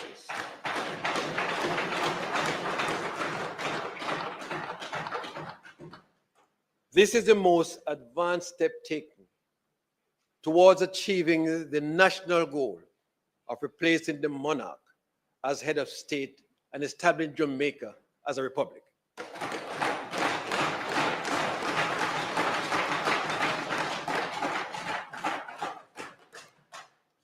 The stage was set with the prior enactment of the Constitution Amendment of Section 61, Act 2024, which modernized the words of the enactment by replacing references to the monarch with references to the Parliament and the people of Jamaica where appropriate, as a critical move towards patriating our Constitution.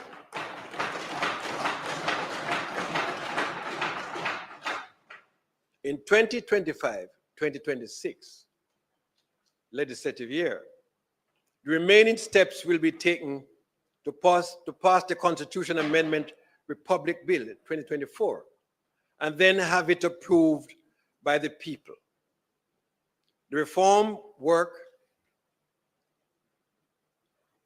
will continue into the next phase with a sharp focus on Chapter 3 and 7 of the Constitution, the Charter of Fundamental Rights and Freedoms, and the Judicature.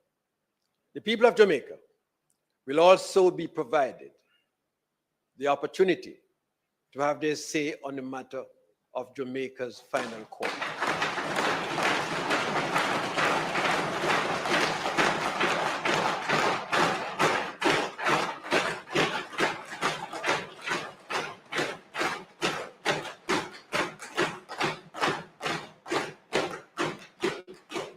Among the pieces of legislation, a referendum bill will be tabled to provide for the procedures for the people's participation in the reform of the Constitution.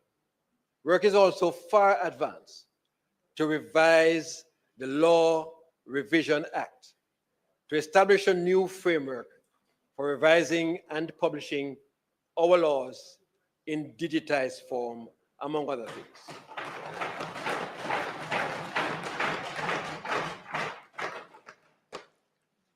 Honorable members, Jamaica has once again secured a place on UNESCO's representative list of intangible cultural heritage.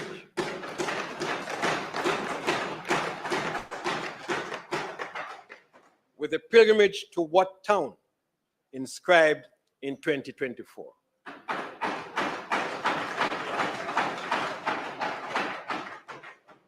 This milestone celebrates the revivalist tradition and its contribution to Jamaica culture and identity. In November 2024, the government partnered with Guardian Life Limited to launch Jamaica Entertainers and Creatives Insurance Plan.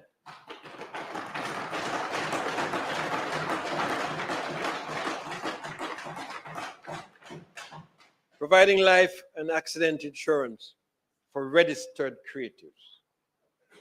A group health insurance policy covering 4,000 members of the entertainment registry, free of charge, will be launched by March 2025.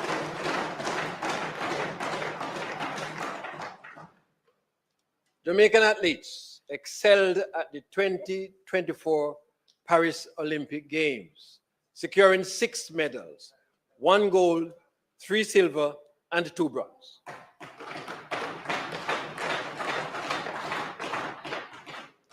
Roger Stoner's gold, an Olympic record of 70.00 meters in the discus throw, marked Jamaica's first ever medal in this event.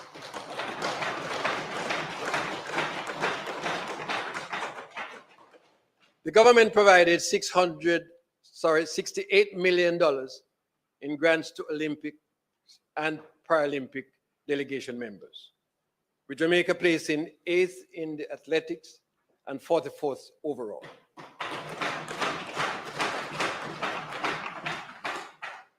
The National Stadium Redevelopment Project will break ground in early 2026, with construction spanning 3 years.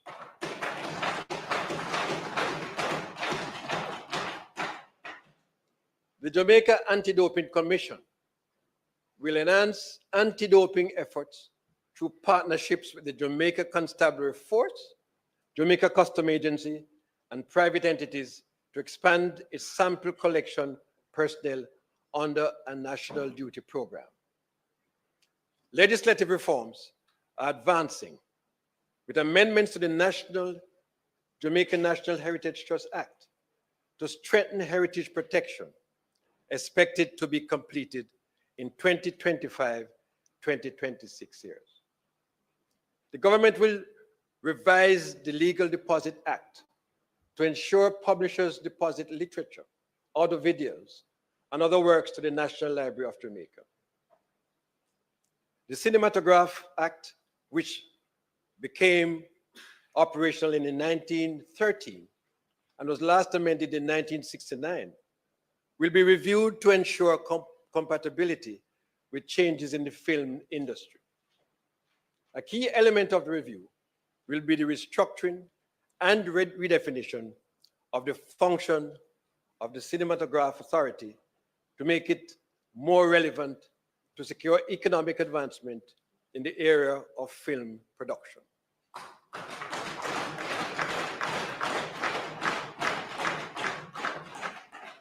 Honorable members, the government continues to strengthen social, regulatory, and governance frameworks to enhance community development and quality of life. Jamaica has fully adopted new residential, fire, and international building codes, with extensive training provided to municipal corporation and agencies.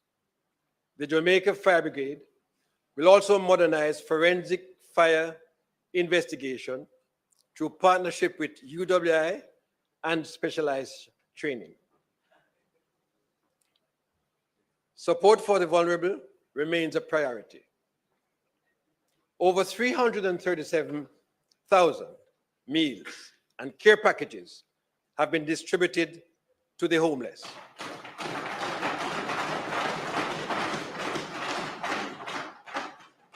14 houses have been completed under the Indigent Housing Program, and critical repairs and medical upgrades have been made to infirmaries island-wide.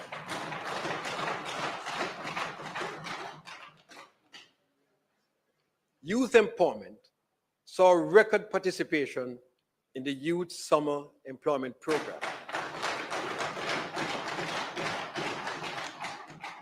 Employing 7,300 young people who contributed to local governance facilities. An 82% increase over 2023. Legislative progress includes the Counties and Parishes Amendment Act 2025,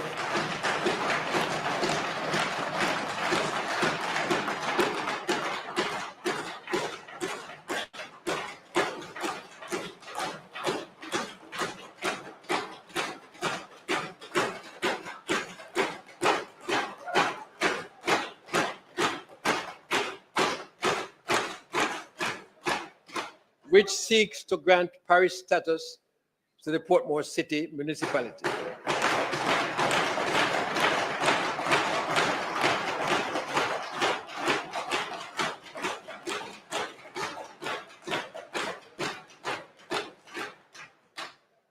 Making it the 15th parish of Jamaica, a milestone in local government.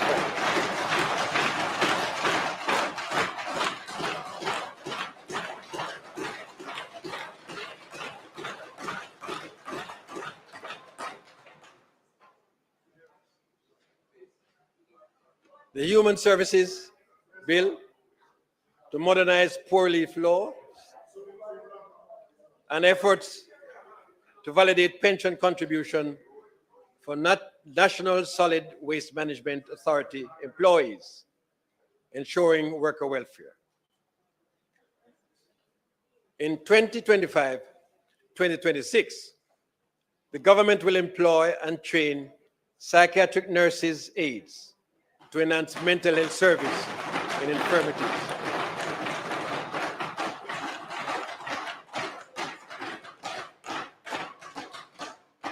To enhance mental health services in infirmaries and drop-in centers.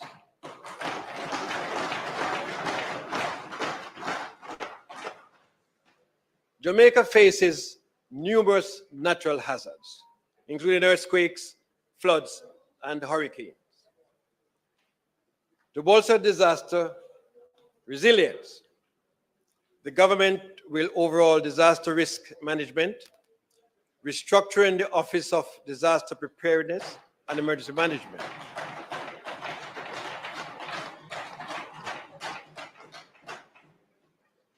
In partnership with the United Nations Capital Development Fund, the local climate adaptive living facility will channel climate finance to local governments with climate risk and vulnerability assessments, evaluating municipal disaster risk.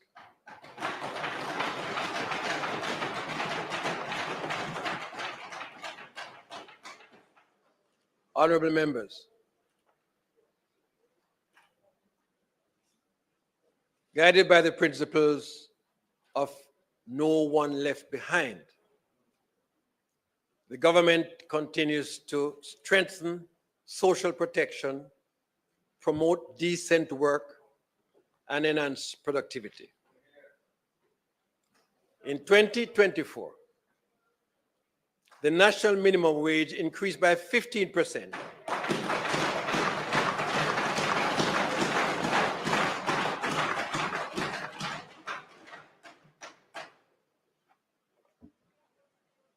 Following a 44% rise in 2023.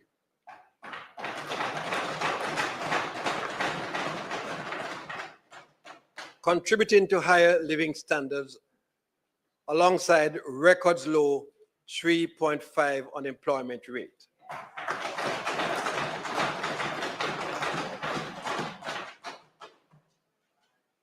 Social Security expanded with 17,800 new NIS benefits.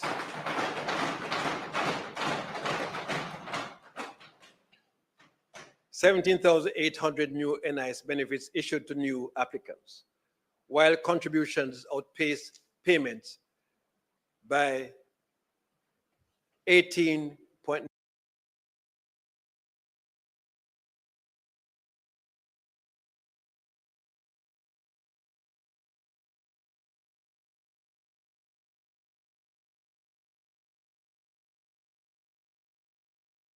$99 billion.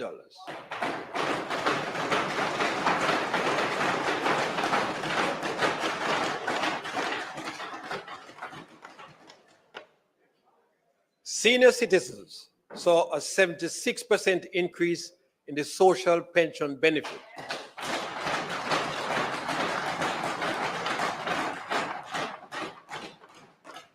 From $6,800 to $12,000.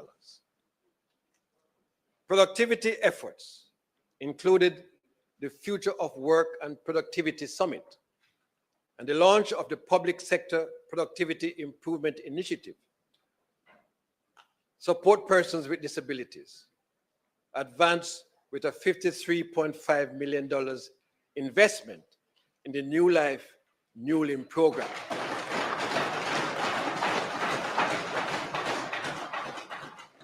Providing prosthetic devices to 158 individuals.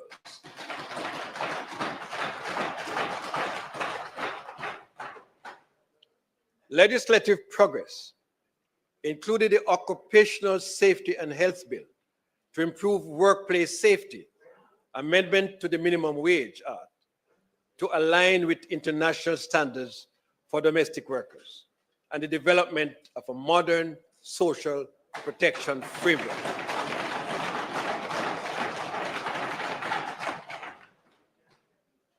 In 2025-2026, we will expand industry and academic partnerships, fostering national productivity and incentivizing private sector growth.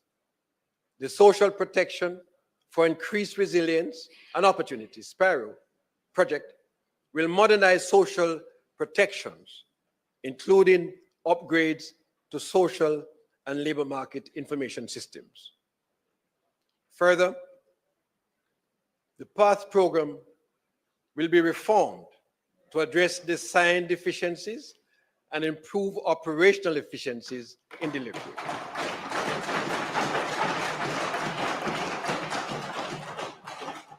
The National Insurance Scheme will be further automated to streamline benefits and life certificate distribution.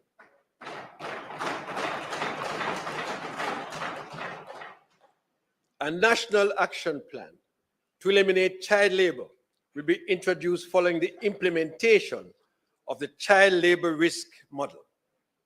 This plan will integrate public awareness campaigns and community intervention to protect vulnerable children.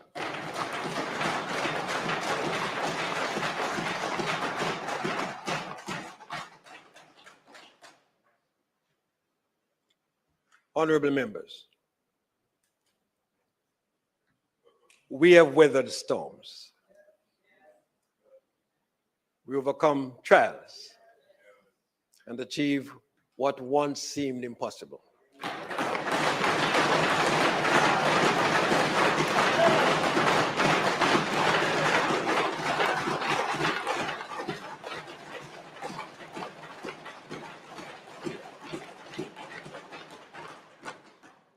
Our journey is far from over.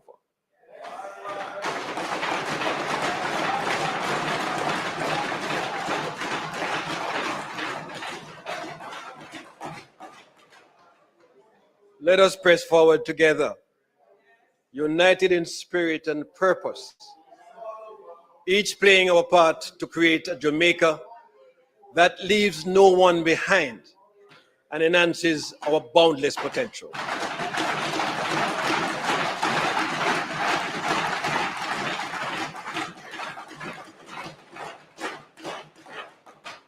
As we look to the future, let us stand resolute in our shared purpose and steadfast in our pursuit of a brighter Jamaica. Our progress is a testament to our people's resilience, ingenuity, and determination.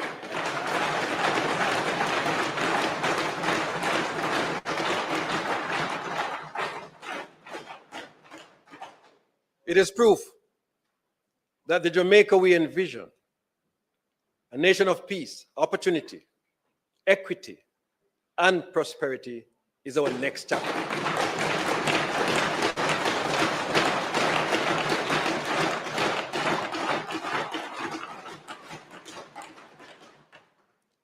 This is Jamaica's moment.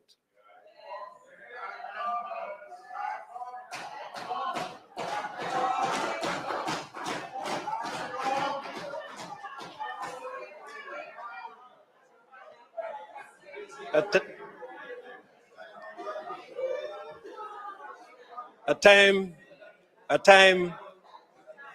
time to harness the potential of our people harness the potential of our people, our resources, and our unity to achieve the greatness that has always been within our reach.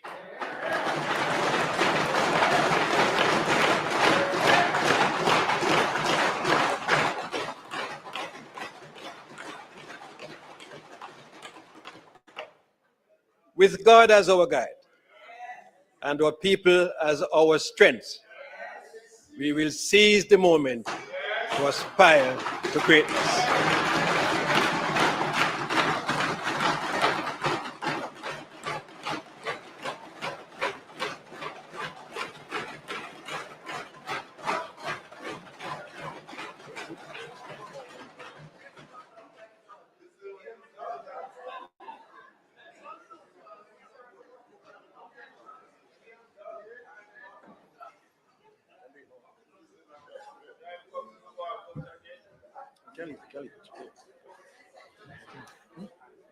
Okay.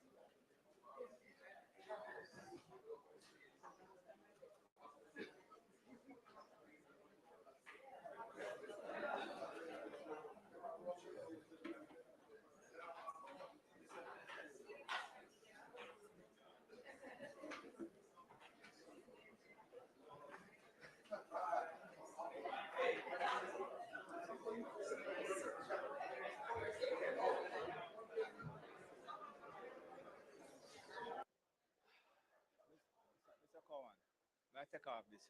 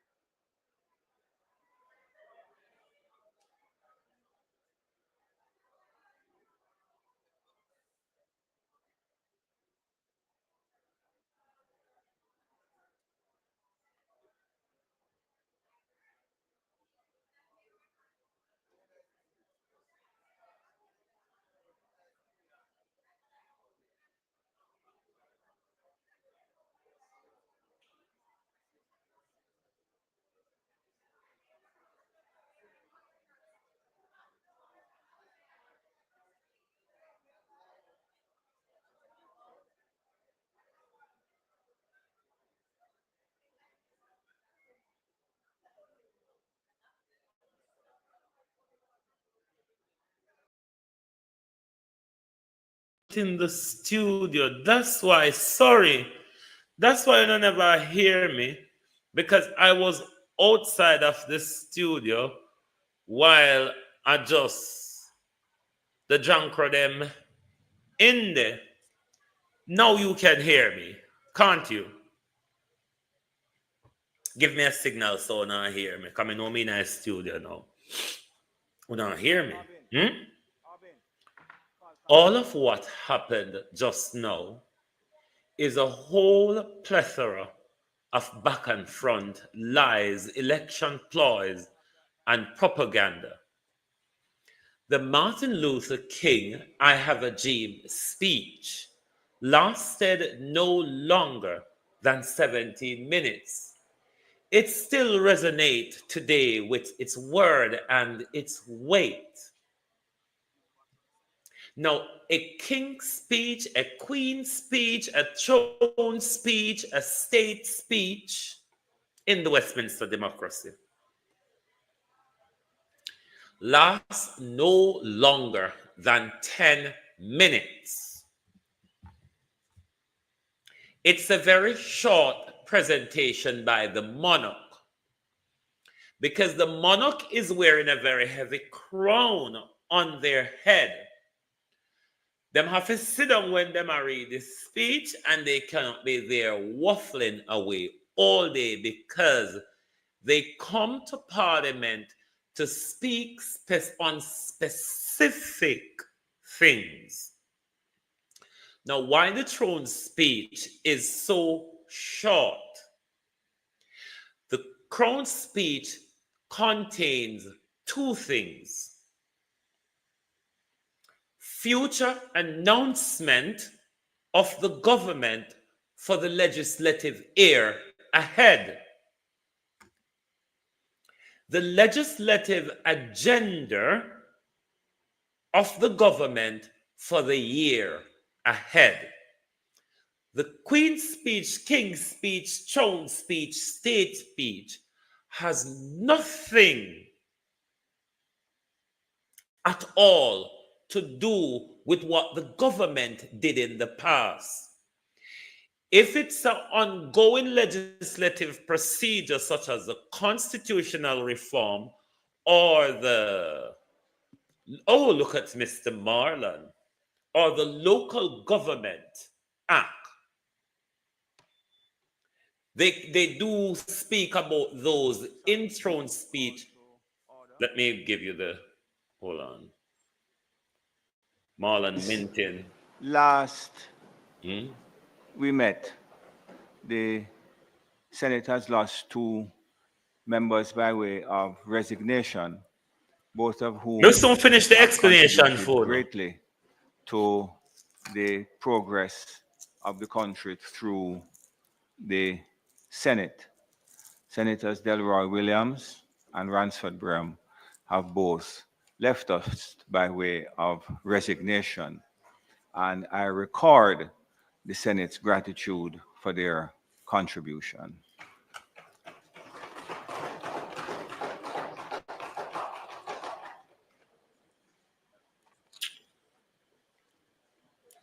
Consequent of Marlon upon Morgan. Those resignations, there are 3 senators to be sworn in today.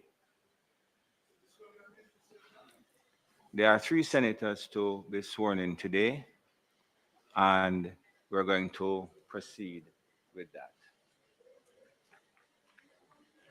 Where's the list?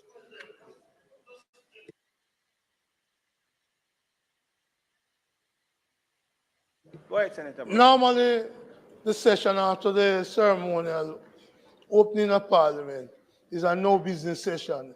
Is it intended to do business other than just the formal going through the agenda and adjourning? It is intended to swear in the new senators. They're going to be new senators? Yes. They're going to be new senators? Yes.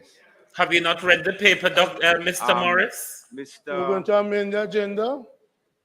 Dr. Elon Beresford Thompson.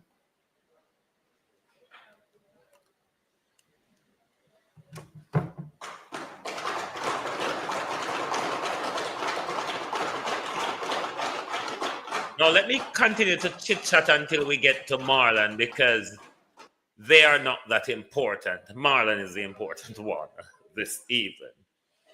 No, why the legislative, why the King's speech is so short?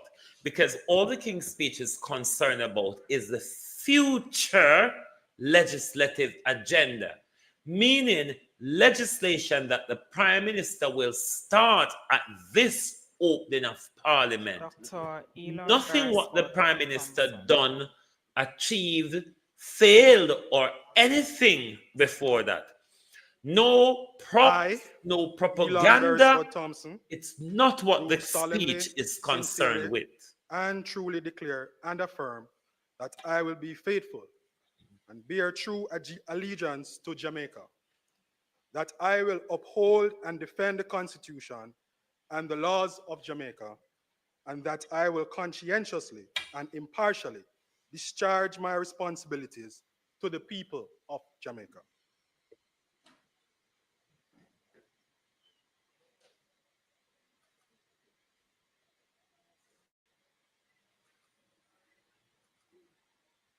Come here. Tell him to come here.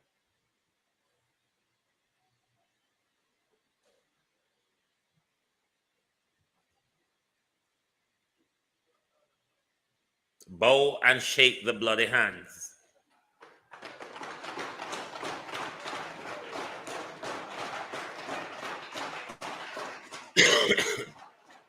Take your seat, sir. Take your seat.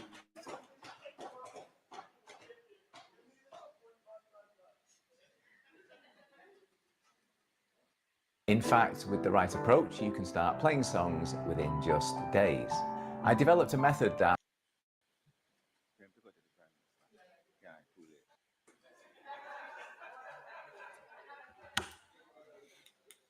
Well, I really need some rehearsal.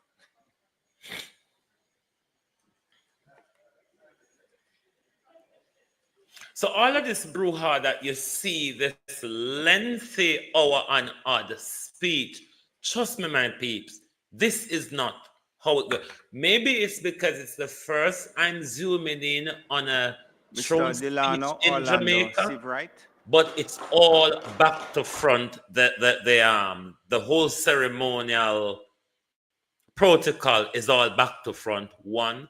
And the entire speech was government fluff and propaganda.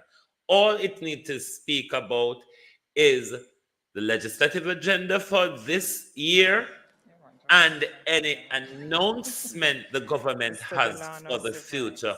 That's all. That's why the throne Delano speech Orlando Civic, doesn't last do longer solemnly, than 10 sincerely, and truly minutes. declare and affirm that I will be faithful and bear true allegiance to Jamaica, that I will uphold and defend the Constitution and the laws of Jamaica, and that I will conscientiously and impartially discharge my responsibilities to the people of Jamaica. Pit all over the Bible there now.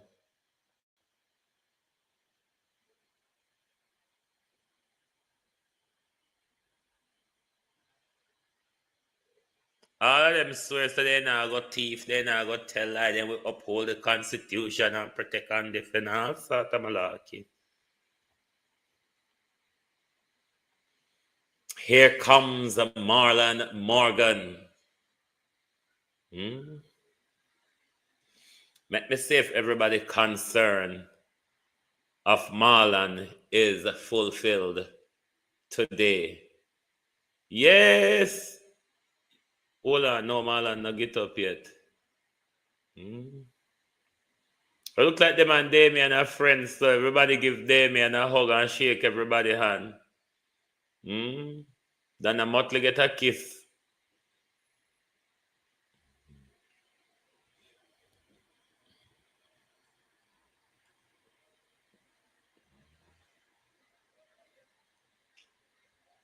Come, Marlon, come.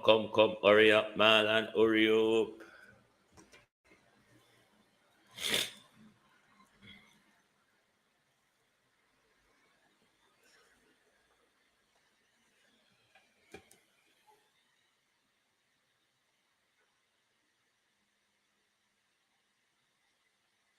And this is the whole of them, my friend, hugs and kisses. Liberator PNP. Thank you very much. There are the hugs and the kisses. Marlon Andre Morgan. Marlon Andre Morgan. To the podium, please.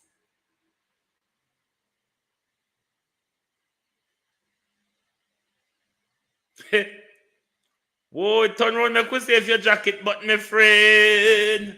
Turn round, turn round. Come on, and jaw up the camera for Marlon. And don't try siphon us. Mr. Pull up the camera now. Andre Morgan. Marlon jacket button up. Marlon Andre Morgan, do solemnly, sincerely, and truly declare and affirm that I will be faithful and bear true allegiance to Jamaica, that I will uphold happy and enthusiastic and the laws of Jamaica, and that I will conscientiously and impartially discharge my responsibilities to the people of Jamaica.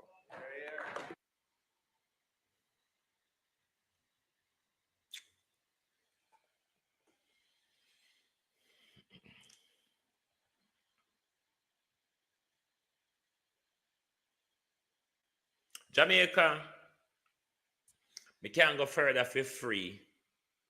No, sir. Marlon's very enthusiastic about his new role, though. The other two does not look as enthusiastic as Marlon Morgan is. Let me see Marlon's greeting. Ooh, shebang. Hey. No, sir. Wanna take a camera for Marlon? Hey, they not get a hugger. No, sir. The older them and Damien look like them a big friend.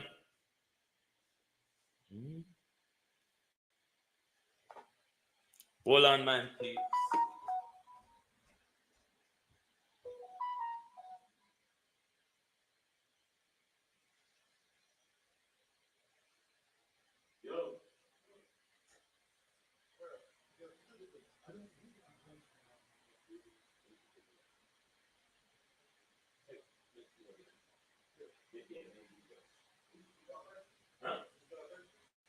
I don't know.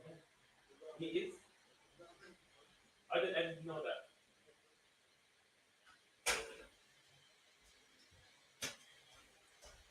Sorry about that, my peeps. Sorry about that. Oh, Marlon, a friendly up with the no, sir.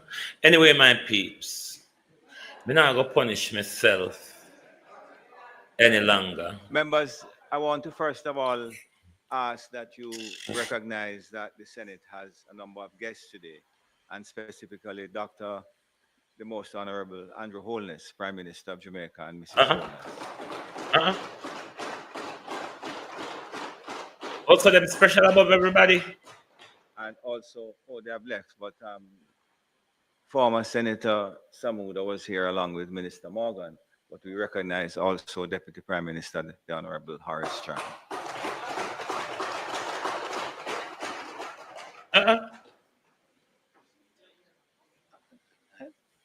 And members of the Senate, you are well aware of my usual attitude of leaving the best to last. We are of course joined by the Honorable Speaker of the House, Honorable Juliette Holness, and I ask you to welcome her as well. What bullshit.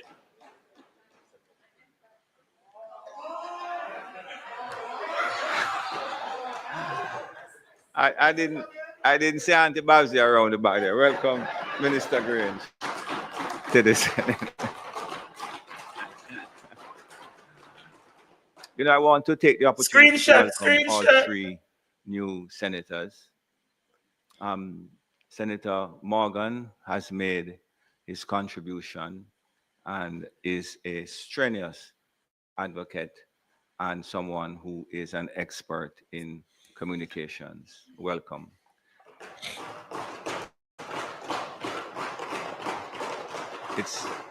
it's almost unnecessary for me to speak of the accomplishment and achievement of Senator Seabright, who has been on the international stage pushing and promoting the tourist product of Jamaica. So And we also welcome and we destroying look forward Raft to your as well, we Mr. look forward Pavard. to your continued contribution to Jamaica's development through the tourist industry.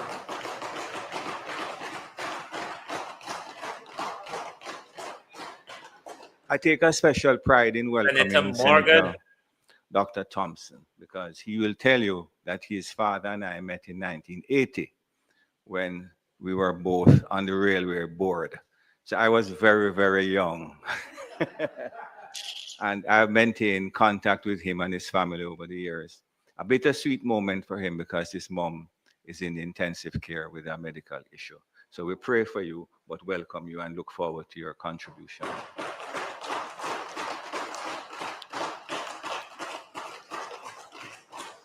So I'm going to allow each senator just a brief introduction of themselves and just to say a few words. Prime Minister, you're going to wait. I think that you have to be off.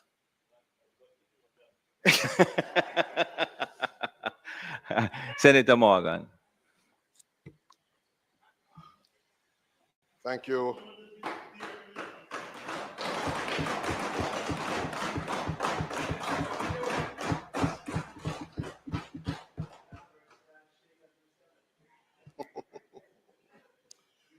They that wait Upon the Lord. Hey, Koshata. shall renew Hey. their strength. They shall mount up with wings. Up with wings like eagle. Like an eagle. They shall run and not be weary.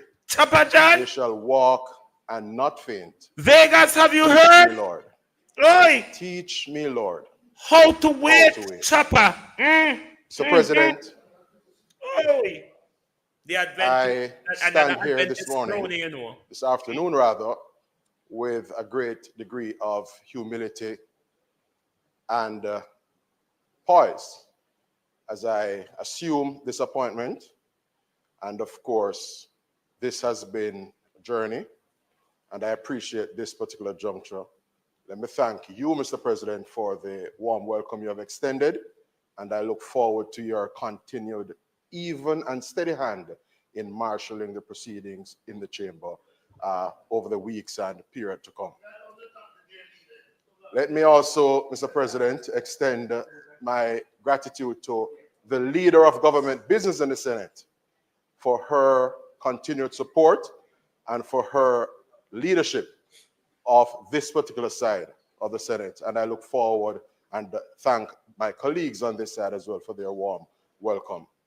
And while I'm at it, Mr. President, I must also extend gratitude to the leader of opposition business in the Senate and the members opposite for their own good wishes.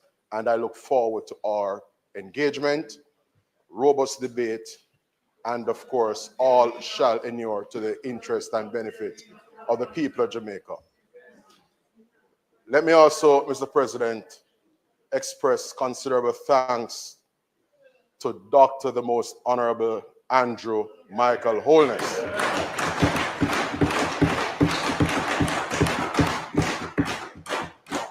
Thank you, Prime Minister, for the confidence you have reposed in me, the task to which you have called me, and of course, I am very clear as to the mandate, yes, and of course, the work that lies ahead, and I will be discharging that work faithfully. I must also, Mr. President, extend thanks to my family. In the gallery joining us this afternoon is my dear wife, Sheena.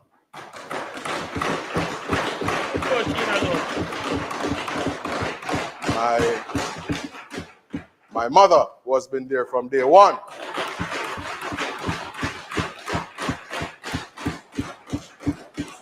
And of course, my brother, all here in support. So, without being long, Mr. President, I appreciate the juncture at which this appointment, this elevation has come. We are essentially keen on contributing to the discourse in this space.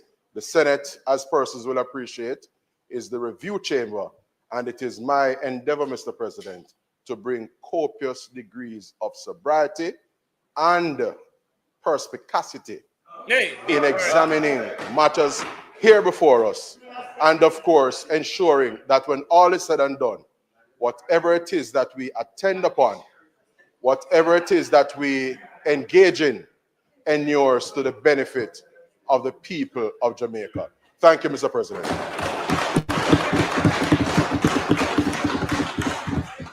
Senator Delana Sivright.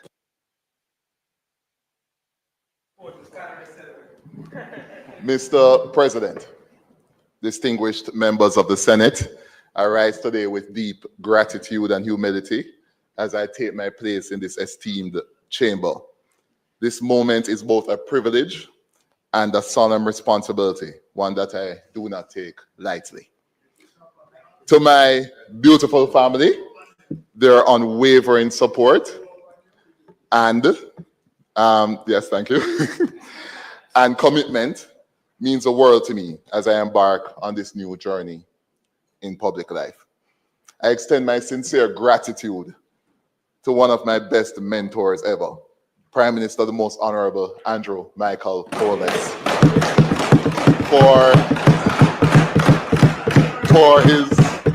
his faith in me, his impeccable timing, his invaluable guidance over the years, and his level-headed, mature, and growth-focused leadership.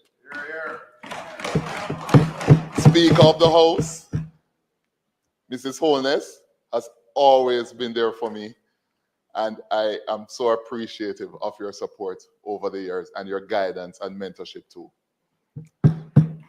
I must acknowledge other key mentors who have provided invaluable guidance and inspiration throughout my career and public life. The Honorable Edmund Bartlett, the Minister of Tourism. You're the one who teaches to chop up The Honorable Carl Samuda, and of course, James Robertson. I also want to acknowledge the late Shahini Robinson, who has been such a guiding light for so many of us who have come into this chamber. I also want to pay special acknowledgement to the President of the Senate, who I've known for years and has been a good friend for years, ever since I joined the movement for which I'm a part of. So that means you know that power And well, of course, well. Mr. President, allow me a moment of levity by thanking JetBlue for getting me here at 7:51 a.m. this morning, 23 minutes ahead of schedule. Senator Allen, can you believe that? We're very thankful for them being on time this morning. Beyond that, I had a whole speech prepared, but I realized that time will not allow. But in the spirit of collaboration, I have worked. My family has been absolutely there for me all the way. And beyond that, the spirit of collaboration with the government and opposition is something I've always encouraged. I recall my work in cannabis law reform and working across the aisle with academia, entertainment, international partners, and so on. I recall my work in a number of other fields, including, of course, in tourism, where there's a lot of collaborative engagement to get things done. And I'm very thankful and want to ensure that we continue that. Thank you.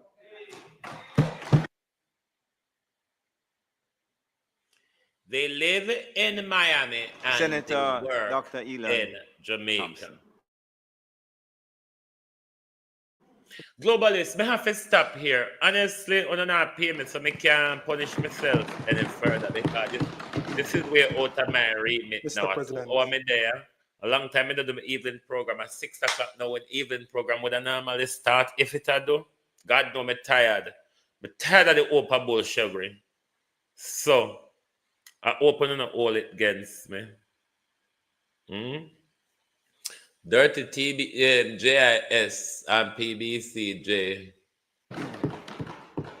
Mr. have a President, swelter of bullshit going on it. Quickly noticed walking in today that it is seemingly, it seems to be that I'm the meekest among the three of us. Or But if you don't want me let to assure you, leave it running my and go presence do what here me I will do, not be one that is me. me can tap into my phone on road and end the live when it's done. Let me know, please.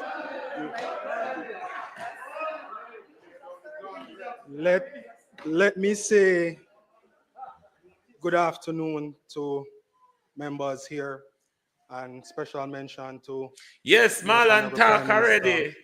A Dr. Marlon Andrew first give Holness, speech, bit who and teach. I A will Marlon mention jacket button up, some you words stay later there. on. Marlon His jacket wife button up. was left, Minister Grange. I will also mention the Deputy Prime Minister, Dr. Horace Chang, Member of Parliament, Robert Miller. Him no used to the galang in Mr. President, allow me to take a minute to really thank the Most Honorable Prime Minister, who, I mean, if you give me a All slot, right, me I will will sooner or be later. very efficient. Because And honestly, I this think he is has just led bull crap. a I'm all very alone, me efficient did hand. want to see out of them safe in jacket. Judgment. What a war would be on them tonight. So when he got the title of doctor, I was most pleased because I know he would continue to lead with a steady hand. He has been an inspiration to me over this time. And I Sir, wish you to know, so thank your him for his son done guidance. right there, son? Now, Anyway, to my people, me will Dr. sooner Horace or Chang, later. who has known me since I was a I'm not going to make that man toddler. irritate me any longer. He's my godfather, as he would say.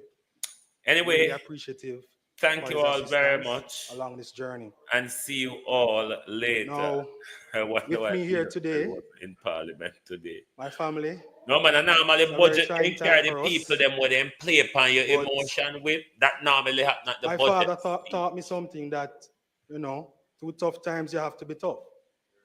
And out! Whoa, yo. We need help, Jesus. Jamaica need help.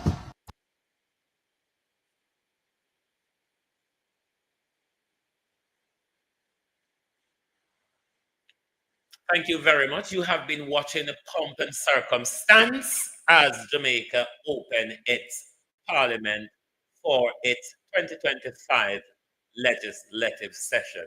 Thank you very much for watching this evening. Good evening from the Global Television Group.